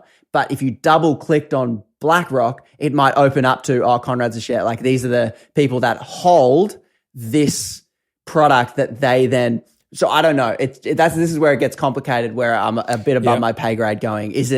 It probably could still be problematic, because like corporations with too much power should always be something to be concerned about. But on that specific one, I'm I need a Pokemon. I'm going to find a Pokemon on that one myself. Yeah, dude, find one. If you find a good one, send it to me, man, because I'm just trying to figure out this stuff too, you know. And again, like there's a clear angle that this documentary takes. It seems to be very bad. You know, you watch it and you go, Yes. for me as a punter, I watch it and go, "Ooh, this seems bad." But yeah, Ooh, I this don't. is I'm bad. Yeah.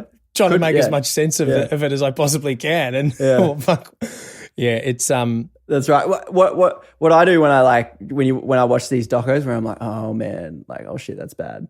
I end up like, I just try and find a debunk because I'm like, okay, let's see what it like. I'm trying to now verify the information because I can't guarantee like and who has the more compelling argument? If it's yeah. So I'm like, I'll watch this doco and then I'll see if anyone on YouTube or wherever has if they've gone, all right, here's what they misinterpreted and then we'll see where I land. But to be honest, there still is a convergence of private ownership of everything. So there's the grain of truth in it. It just becomes like, what is it moving people to do? And I guess what all I've learned is like, if it moves you to despair and giving up, monopolies and corporations win because you're just going to tap out. Whereas that's why my push is, I personally pick money in politics. That's my issue. That's all I look at. Next election, I'm looking at who they voted for. I go to theyvoteforyou.org.au and I go, who voted for money out of politics? Okay, they did. And so if they say I want money out of politics and I check their voting record and they voted against, if they voted to keep money in politics, I'm not voting for you. That's it. That's all. That's my politics, really. It's just like, I just want that gone. I think and we can discuss anything brilliant. else after that. I actually think it's brilliant. Yeah, because that's, the more I think about that just makes so much sense, because it's all good and well for let's say let's bring it down to a more micro version so we can understand what's going on. Let's say you're at work and at your job there's 20 employees. And you've got your manager, and then there's the boss above the manager, who is like, the head boss, right? You're sitting there and you're trying, and there's a meeting being called by the employees, and you're sitting there to try and figure out some shit. And you're sitting there and you're having this argument between the employees about, however, the lunch break's not long enough, or there's not enough, tea bags in the lunchroom. And you're arguing and you're bickering, but at the end of the day, what you really need to be talking about is we need to turn to the boss and go, hey man, you're not paying us enough because you're ripping us off. It doesn't fucking matter how many tea bags are in the lunchroom. What matters is, are we getting ripped off by the boss? Like, is the boss taking our money? Is the boss not paying us what he said he was going to be paying us? None of the other issues matter. It doesn't matter how dirty the bathrooms are. It doesn't matter what the color of the uniforms are. That the color of the uniforms don't represent each person's favorite color. It doesn't fucking matter. What matters is the boss is screwing us behind our back.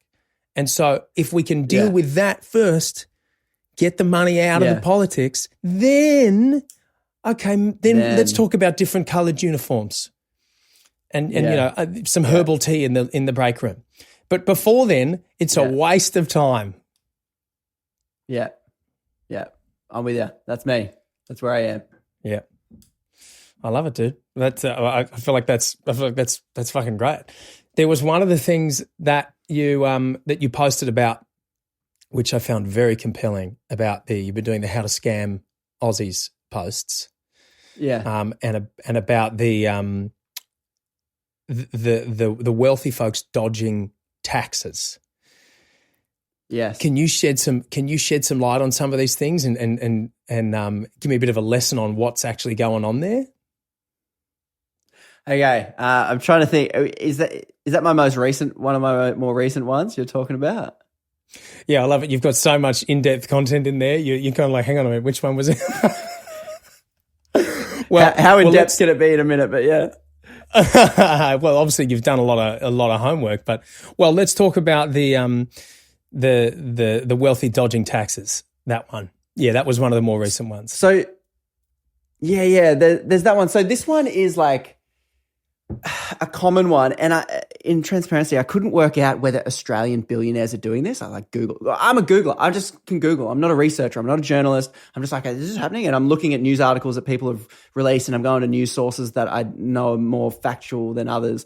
And so I was trying to find whether Aussie billionaires are doing this, but I don't know. I suspect they are, because it's a very common practice, like Jeff Bezos, Elon Musk. Like, if you're a billionaire, what they're doing is essentially, the news came out that Gina Reinhart old mate, Fortescue Metals mining magnate, their wealth doubled, and a property developer guy. Their wealth doubled. So Gina Rinehart went from 20 billion to 40 billion in 3 years. Wow, hard work. Must have done some real hard work to double your income. That's amazing. And she was the owner of this metals mining company. So she owns Mineralogy, or dad owned it and now she owns it. And so she's one of these mining companies that's getting record heaps of money. So for whatever reason, I couldn't tell you, their wealth has gone up. So the value of their company has gone up. And same thing would happen with Jeff Bezos and Amazon. The value of their shares go up. A lot of these, CEOs and owners of the company, they have all their ownership in shares. So if the value of the company goes up, on the stock market, all of a sudden on paper their worth went from 20 billion to 40 billion. And so their wealth has doubled, but they don't necessarily pay any tax. So Gina Rinehart, to her credit, her company does pay a 30% corporate tax rate. Good on her. But considering you're mining our resources, how much are you paying us for our resources? I want to know that. Because you could be paying us nothing. And I think we should be getting 60 to 70% of what you're digging. I think that's fair. But anyway, so what someone like that will do, they go to so if they want to take a salary and take money, if they took a salary from the company and it was $500,000 a year, they'd be paying 45% over the 180 grand in Australia. They don't want to pay 45% tax like, a dentist would be paying, because they just might get a salary and then instantly they have to pay that tax rate. So what they do is, instead, they don't take a salary from the company and they have all their, assets in stocks and other valuable assets. They go to the bank and they say to the bank, "Oi, can I have $1 million loan?" And the bank goes, "What do you got how do I know you're good for it?" I got 40 billion worth of shares and a few houses and stuff like that just over there. How about that? And the bank goes, for $1 million, yeah, sure, take it. What's the interest rate? 5%, 4%, or whatever. Super low. Done. So they get $1 million loan. On paper, they're $1 million in debt. And do they pay tax if you're $1 million in debt? No, you do not. So you just keep getting bank loans. You live off the money of bank loans. If you have to pay back that bank loan, you just get a loan off another bank and they'll be happy to give it to you. You got a lot of money, you're paying interest. So you get that loan and you pay off that loan, and you just do that until you die. They call it the buy, borrow, die strategy. And, people in my comments are they're like, "Oh, that's super smart." I'm like, "Okay, cool. Yeah, can I do that?" But you're the one picking up the tab, because I can't do that. I can't go to a bank. Why can't we do that? Say, I can't. Yeah, because I don't have $1 million in loan and I can't pay a 4% interest rate on $1 million loan. Yeah. So, yeah. Plus, I'm PAYG. And so if I'm working for an employer, my tax is immediately taken out instantly. I don't get the luxury of claiming, deducting, donating because the other thing they might do is they might just donate some of their profits to a not-for-profit company they have and shift the money that way. It's a donation. It's a tax-free donation. And the money, then they can use that money to lobby for something rather than actually pay tax. So be very careful of billionaire philanthropy, because it's often just another form of lobbying and positive propaganda campaigns to be like, "Look how much money I gave to this kid who can't see." And it's like, I guess that's pretty good, but how much tax should have you paid? Yeah, the real reason I did it is so that I don't have to pay any taxes, but I don't want to tell you that because that doesn't look good for my credibility. Fuck, man. And I want you to think nicely of me. So now I'm going to donate some money. It's a bit of a PR campaign. And you're going to talk about how great it is that I donated $100 million. Wow, it's so much. It's only so much if you don't look at the alternative of how much you would have had to pay in tax if you had their money. God, it's so gross, and it's also because it is. It's so gross anyway. But the thing that makes it even worse is you're making so much money. They don't want to get taxed on they're going to you're going to pay a lot of money in taxes if you do it the legitimate way that everyone else has to do. But you're still earning fucking way more money than anyone else. Way more. Yeah. Even after you've been taxed. But not only do they not want to do that, they don't want to pay any tax. It's wild, dude. So Yeah. is there a way that like you or I could do that, but just on a smaller level? So obviously I don't have a $400 billion mining company to back me, but Yeah. you know, Oh, you don't? I own my unlucky. yeah, I own my Made car. wrong life and decisions. yeah, well, that's it. You know, we're still working on that. But can we do a smaller version of that with the bank? So we take a little loan that the bank will give me and just keep doing that just the way these billionaires do. Why can't we do that on a smaller level? Because I think it only works at scale. Because the kind of like, if you're paying a 6%, like just look at people with mortgages, right? You're paying a 6% loan on a mortgage and it goes up to 7%, you're paying like thousands of dollars extra a week after those interest rates went from 3 to 6%. I have friends, you know, with mortgages. They're like, they had to sell a house because they're like, we can't pay that. So a 6% is already outside the ability for us to have the wealth to kind of pay, let alone banks probably wouldn't give loans like that. You're small fish. Like, what do they care about giving you like a small interest loan and the amount of sums you would need? Well, the way the game works is if you're borrowing a small amount, it's called a credit card. You know, the interest rates on those things, like 18, 19%. So it's cheaper for you to just get your paycheck, pay your tax, because it's cheaper than the kind of loans you're going to get. But once you have billions of dollars, the gravity changes. You're in a world where there's zero grav and you're floating around because all of a sudden your tax rate's super high. And I don't think people, even myself, fully comprehend how much a billion is. Like there's websites you can go to that goes, how much is $1 billion visually? And you'll like be scrolling the mouse wheel. So it'll be like, if each pixel is $100,000, let's find $1 billion. And you're like, oh, there's 1 million, there's 10 million, there's 100 million.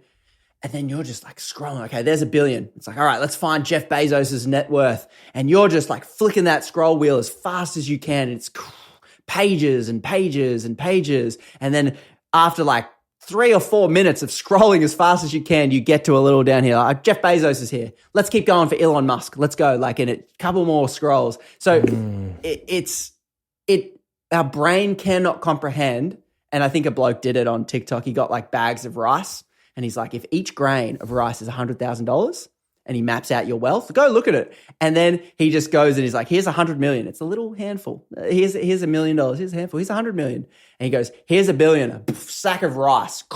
Like, we don't understand the difference between $1 million and $1 billion. And I think that's why they get away with it, because we cannot comprehend just how much money that is. It's an exceptional I'm all amount. happy for millionaires.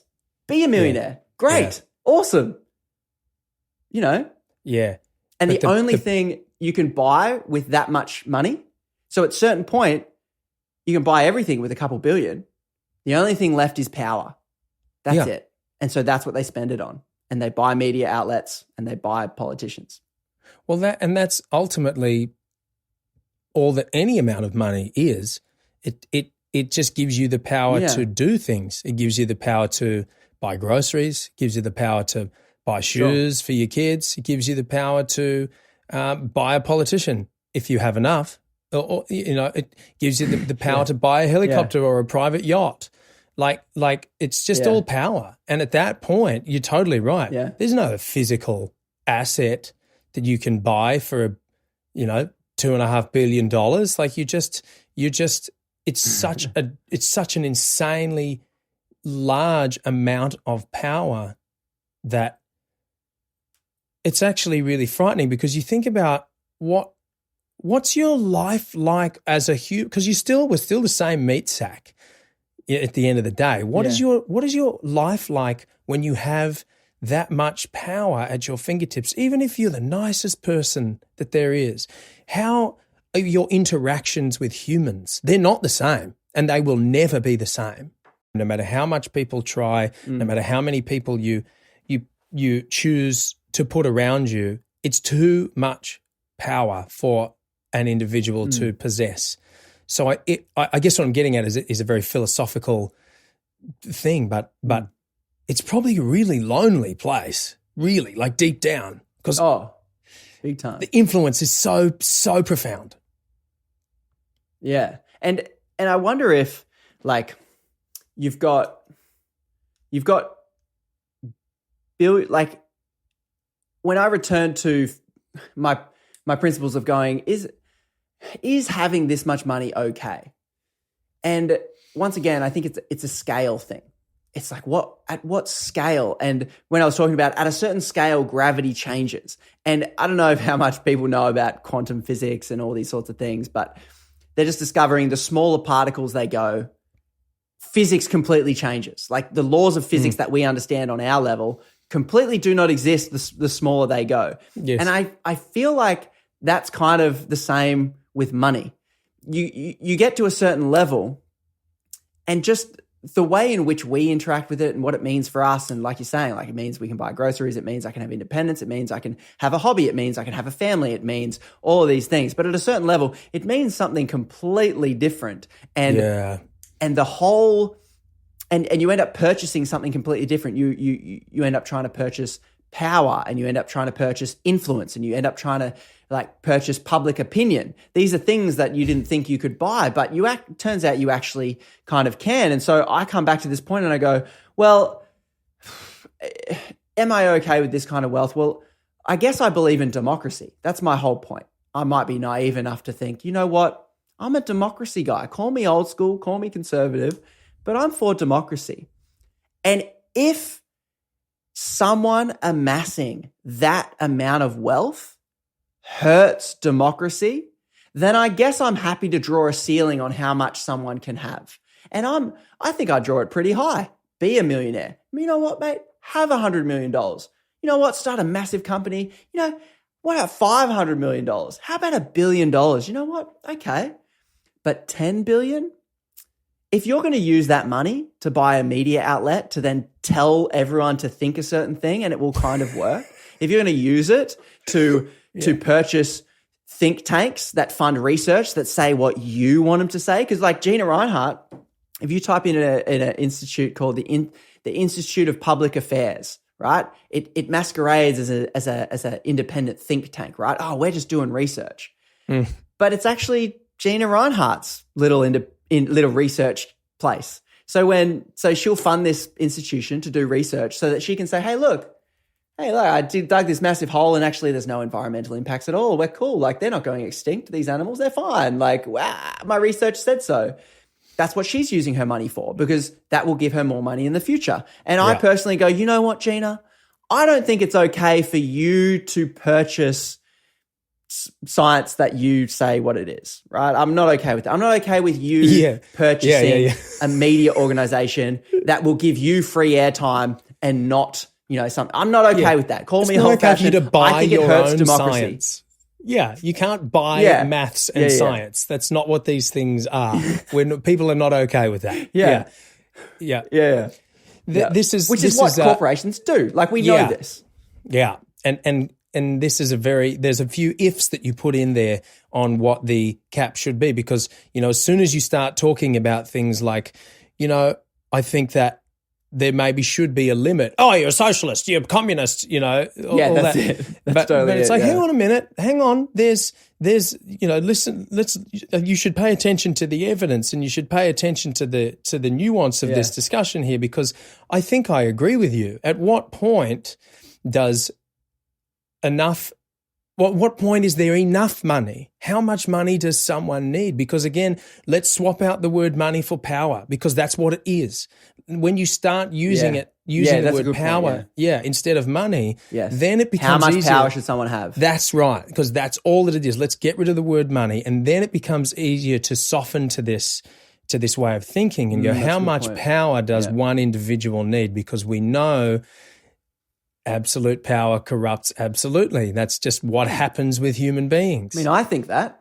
Well, history thinks that. That's what happens. It's like it doesn't matter if you like it or not. That's what happens with people. There are better people than other people, but when you have that much power, absolute power, even me, like I say this all the time. I'm like, you tell me I'm great enough, I'll believe you, mate. You tell me, and when you see it with celebrities, right? Like, you're a god, like child stars, we wonder why they're always cooked. Because from the beginning, no one's ever like bullied them or pushed back against them or called them a loser. They've never had like to work out how to be like, everyone's like, you're the best, you're the greatest, you're awesome. And they're growing up, they're like, wow, I must be pretty great. And I'll believe it, man. Like, if I'll believe it, of course, if you've got $1 billion, no one else is going to stand up to you. No one else is going to say your ideas are kind of dumb. Like, exactly. no one's going to do that. So yeah. You turn into a monster. So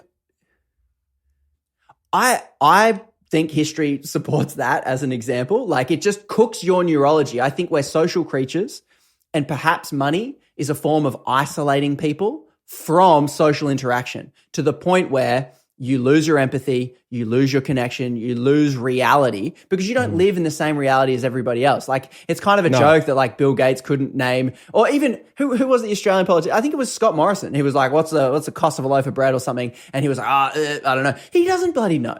And he's only on 450 grand a year for the rest of his life now. Thank you very much. Like, sure, it's nothing compared to these massive Actually, no, he's probably on a lot more since he went to this weapons contractor since finishing office, by the way. Plus, he probably gets the pension from being prime minister. So anyway, that's another can of worms. But he doesn't know. He doesn't do his shopping.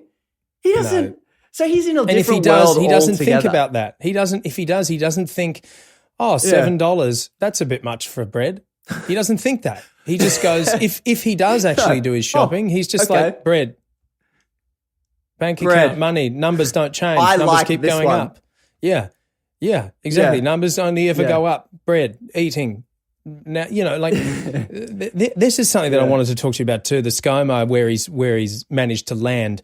I always feel like these people like Anthony Albanese, Scott Morrison, and basically every other clown in between and before and after, I crave a leader who is a deep thinker, who is eloquent, who actually can come across as a leader and not some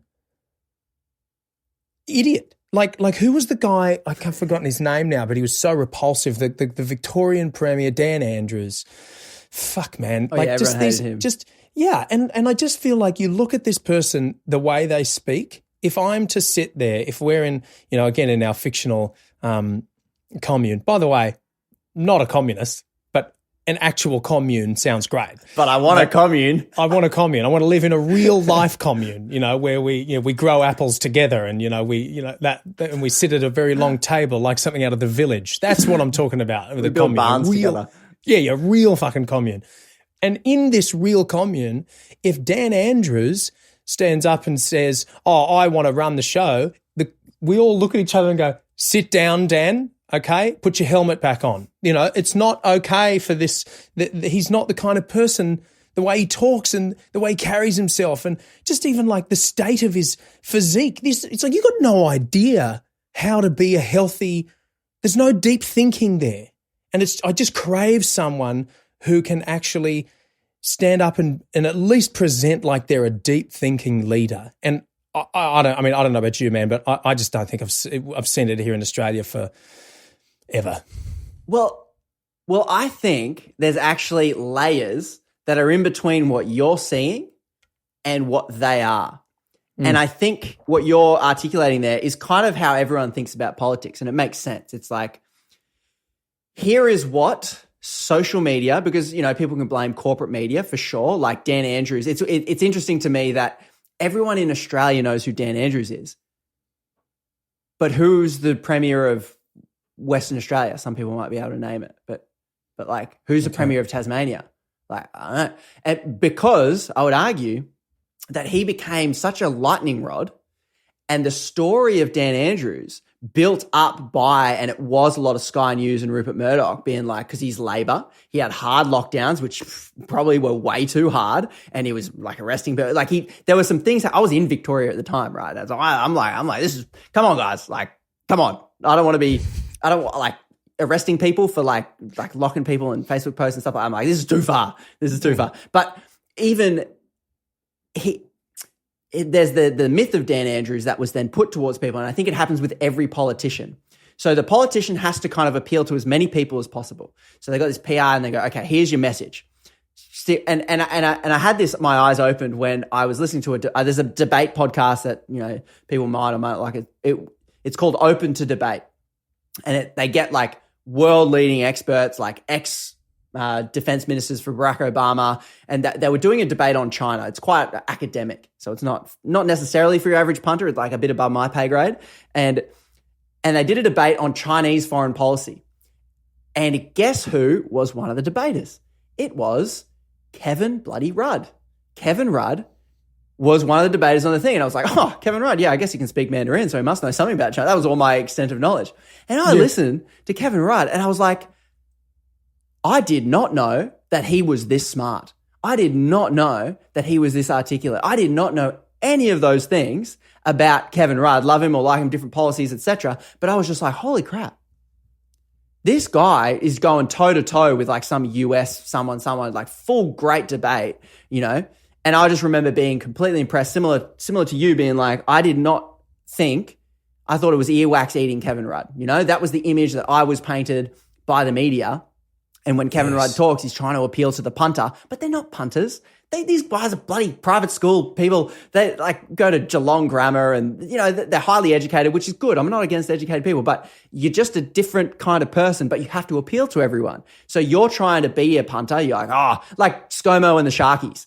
Mate, sure, attach yourself to rugby league, but I don't for a second believe you're a common man. Like people initially did believe it, but by the end they were like, nah, mate, like we could see through it now. And that's, I think, why he got the boot. But I think, there's these layers in between. And so what I come back to is going, okay, I'm not a good judge because algorithms are showing me clips and they're going to show me clips of people falling over, saying dumb stuff. You know, now with AI, it's going to be like, is it real? Is it not? A lot of it's not even going to be real with these deep fakes. So now I guess for me, I go, how am I going to solve for this?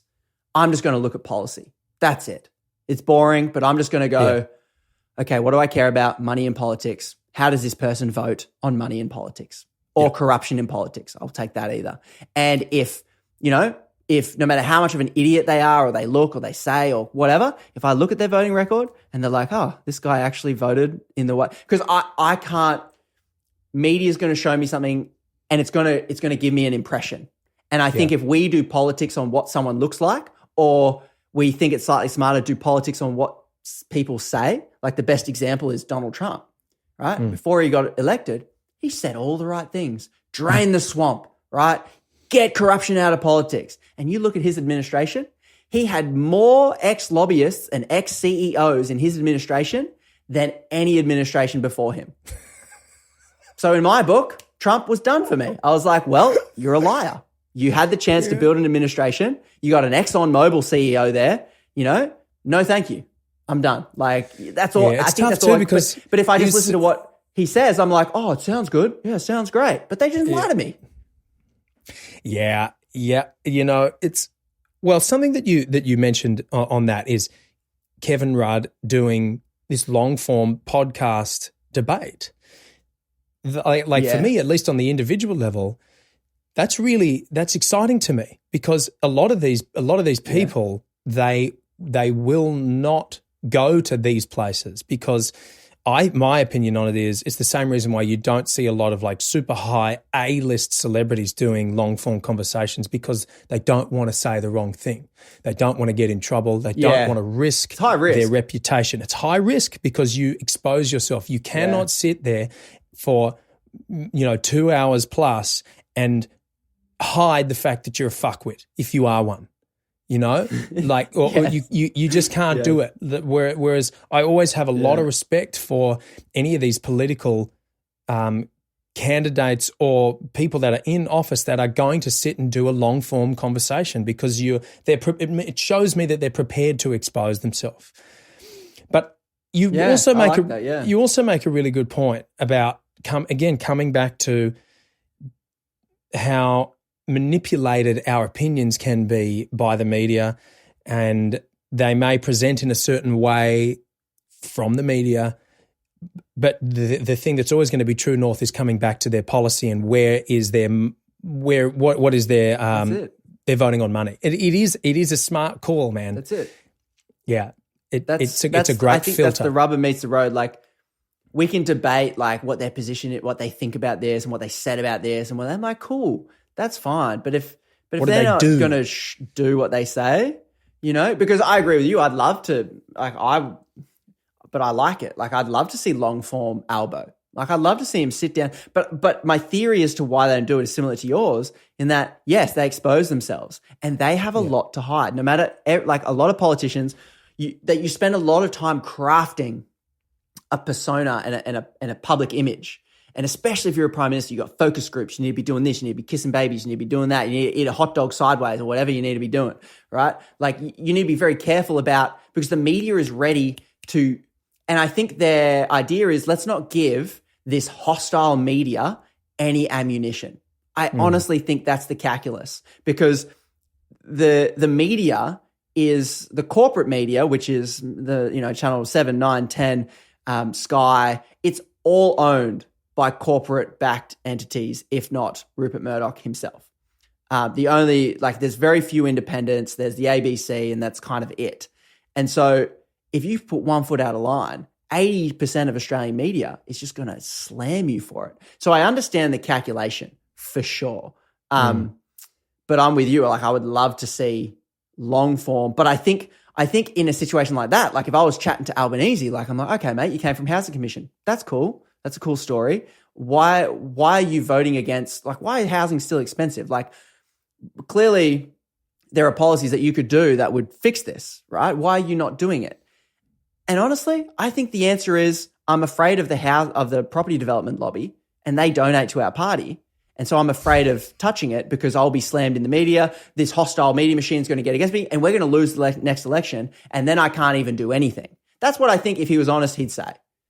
But in a long form, he can't say that. So he has to, like, I think when politicians sound stupid, I think I was listening to like New Zealand Parliament one time. I was getting into their election, and it was just so refreshing. They were like, why are you implementing this policy? And I can't remember who it was. Maybe it was Jacinda Ardern. I think it could have been. And she was like, well, because the research study we commissioned said that this would be the best funding number to solve this problem. And then the opposition was like, yeah, but why? It's like, once again, I will cite the study that we have taken as advice. So if the opposition wanted to say, oh, but that study's flawed for these reasons, great. But they were just like, not. And they're like, well, here's why we made the decision. This is the best decision we've made. And I was like, wow. And politicians end up sounding stupid because they end up going into bat for an industry like this whole energy and why it's so expensive in Australia. It's so idiotic because gas prices are through the friggin' roof, and one side of politics is telling me because we need to drill more gas. We have never drilled more gas in the history of Australia than right now. People don't know that, but that's true. And we're exporting all the gas. And yet you're telling me the solution is to dig more gas. But I'm like, but we're not getting the gas. And it sounds stupid because they're covering for somebody else. And in a long form podcast, you can't cover for somebody else long form because you'd keep asking, yeah, but why won't you do this? This study shows the opposite of what you're saying. Then they're like, oh, well, different variable. You can't. You expose yourself. I think you're onto it. I think, and I think that's exciting. I think that's what's. And what else is exciting is that there are so many people who can go, because you're right. They if they do these long form conversations, they will be slammed by the media because they're not. Yeah. They will, even if they try their best, inevitably they will get themselves into trouble, and it will create a pool of people who just have to be held more accountable. Like, because people like you and I, regular human beings, we can hear what the media says about someone or the clip that they take that goes for 1 minute, and we can choose to go, oh, that's the opinion I'm going to form because that's the opinion I've been told to form. Or we can go, fuck off, Sky News or ABC News or whoever, I'm going to listen to the entire conversation and I'm going to make my own opinion about who this person is and where I think they're bullshitting, because I'm my own judge of character. And for a 2.5 hour conversation, I can actually make up my own mind rather than being told how to think and how to feel. And I think that's really exciting, and it's really telling when you see these people who are prepared to go on these long-form convos and the ones who just avoid it like the plague. So for me, that's another compass for who to pay attention to and who to trust and who not to. And who they talk to, right? Like, and this is why I come back to the Pokemon. Like, I need a team of people to tell me when someone's telling me bullshit because I can't tell. Like some people, and I'm not saying that sometimes, like, sure, sometimes politicians lie, but sometimes they actually believe their own PR. Like, I think Pauline Hanson's one of them. Like, she just recently came out and was like, oh, I'm so outraged about these new tax cuts. Oh, where's my tax cut? And she fully just exposed the fact that she was on 250 grand a year and she was going to get a bigger tax cut. And now she is the only group of people that doesn't get a bigger tax cut. And I'm like, she really is silly enough to just come out and be like, I'm an average Aussie and I'm outraged. But I'm like, but average Aussies are getting a higher tax cut now. Like, I'm getting a higher tax cut. Don't you want me to have a higher tax cut, Pauline? That's weird. And some people I think believe it, but I need other people to be like, oh, you see how, like, there's a podcast I listen to, like, if you're into health stuff, The Proof by Simon Hill. He's the guy. I know Simon's podcast. Yeah. So, like, he'd be one of my Pokemon on, like, health because he does 2 hours and he pulls up a study and he's like boring stuff above my head, but he goes, no, you see the sample size on this was what were you controlling for this variable? Why is it important to control for that variable? It's boring and I understand not everyone probably is interested in doing that. But for me, I go, oh, okay, well, if he's going to fully go this deep into this study and when he says stuff, he's like, data suggests like mostly this. And he's not that definitive about certain stuff. For me, I go, oh, he's ticking a few boxes. He's going to help me call BS on maybe some influencers online that are saying certain things. But I'd need his help to do it because I don't have the skills necessarily to unpack what's a lie and what's but that's not. wise. He's doing the heavy lifting for us. And if you can then find someone who can counter him, who can come from things from the other side, and who can ask the questions that my little peanut brain thinks he deserves to be asked, and then you can go, okay, great. Now, cool, these guys are figuring out, and whatever their common ground is, you go, I think it's pretty safe to say that that's some good info, and it's saved us trying to understand, diving through all that and stuff. I totally. And if you can go, oh, he's not my Pokemon, but this guy's my Pokemon. And then if we can get them together, then we get a Pokemon battle and we can just pick the winner. We can both choose a more powerful Pokemon and go, oh, actually, he is taking funding from this source and that's compromised his independence in this, that, the other. I'm going to take your Pokemon. That's awesome. And so like, then we spend our time looking for little Pokemon battles rather than just waiting in the heaps of information and drowning ourselves. And it's also what we also need to do is, let's say you bring your Pokemon and I introduce my one and we find a situation where they have a discussion. I need to be able to go, Konrad, your Pokemon crushed mine. I just have to take that loss. My guy, my one, he just didn't. He has not done his homework. He did not have as a compelling argument. He lost the Pokemon battle of do your own research. And we need to be instead of going, well, too bad. I still like my Pokemon because he's my favorite. So I'm just going to stick with what he says, even though he didn't have a compelling argument.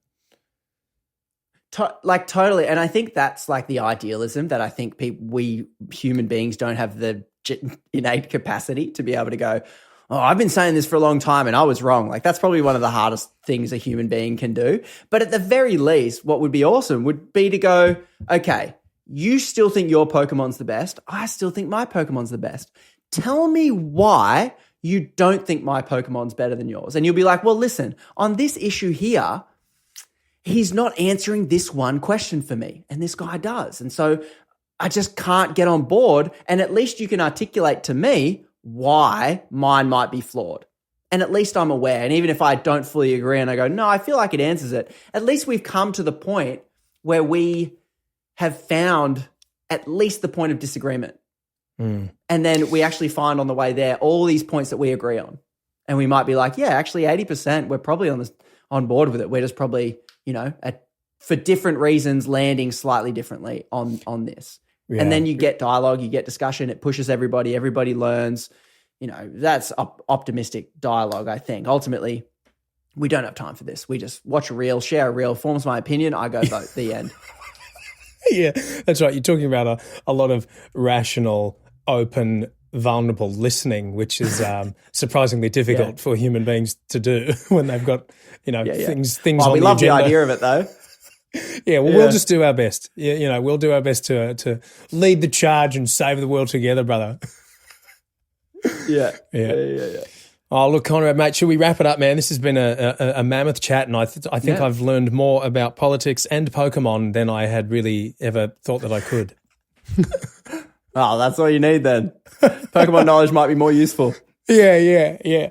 Thanks for coming on, brother. I really appreciate you, man, and I'd love to. Thanks for having me, love to keep checking in with you over the months, and you will be if you're open to it. I'd love you to be my political Pokemon, and I can try and learn some new things from you. You got to wear that outfit. I don't know if I could. I mean, it's up to you who you capture in your little Pokeballs. But what I would suggest is I'd be more of a mirror. Like you can look at me, and then I'll shine the mirror on a slightly more advanced Pokemon that I think you should have. I'll be well, I think this, but he's the guy that said it. So I'm very much just I'm not a well-trained Pokemon. So I mean, I'll lose a few battles if you send me in there. Hey, that's fine. That's fine by me, man. That'll work. That'll work. Awesome. Mate, it's where can people find you? Where should we send people to? At the moment, it's Punters Politics on Instagram, TikTok, and YouTube. And then because it was taken, Punters Politic. Oh wait, I should double check this. Because on X, on Twitter, it was Punters Politics was taken on Twitter, X, and I think it's Punters Politic. Punters Politics. I must say, I'm quite disappointed that your TikTok name isn't Punters Politic. Oh, yeah, that's good. Yeah, you can change Punters it. Politic. You take it. Yeah, you take it. That's very good. So, but do I change it for a catchy name? Do I go for it's harder for people to find, but it's a better name, or do I keep it easy for people to find? You create a series that is only on TikTok, and you call it Punters Politic, and that's what the little series is. Yeah. All right, I'm gonna put it in the idea bank. I'll write that down, and I'll credit you. That's fantastic. It's all yours. Free ideas, all perfect. All right, brother. It's been a real treat chatting to you, man. Thanks for being here. Awesome. See you, man. Thank you. Thanks for having me. Cheers. Catch you later.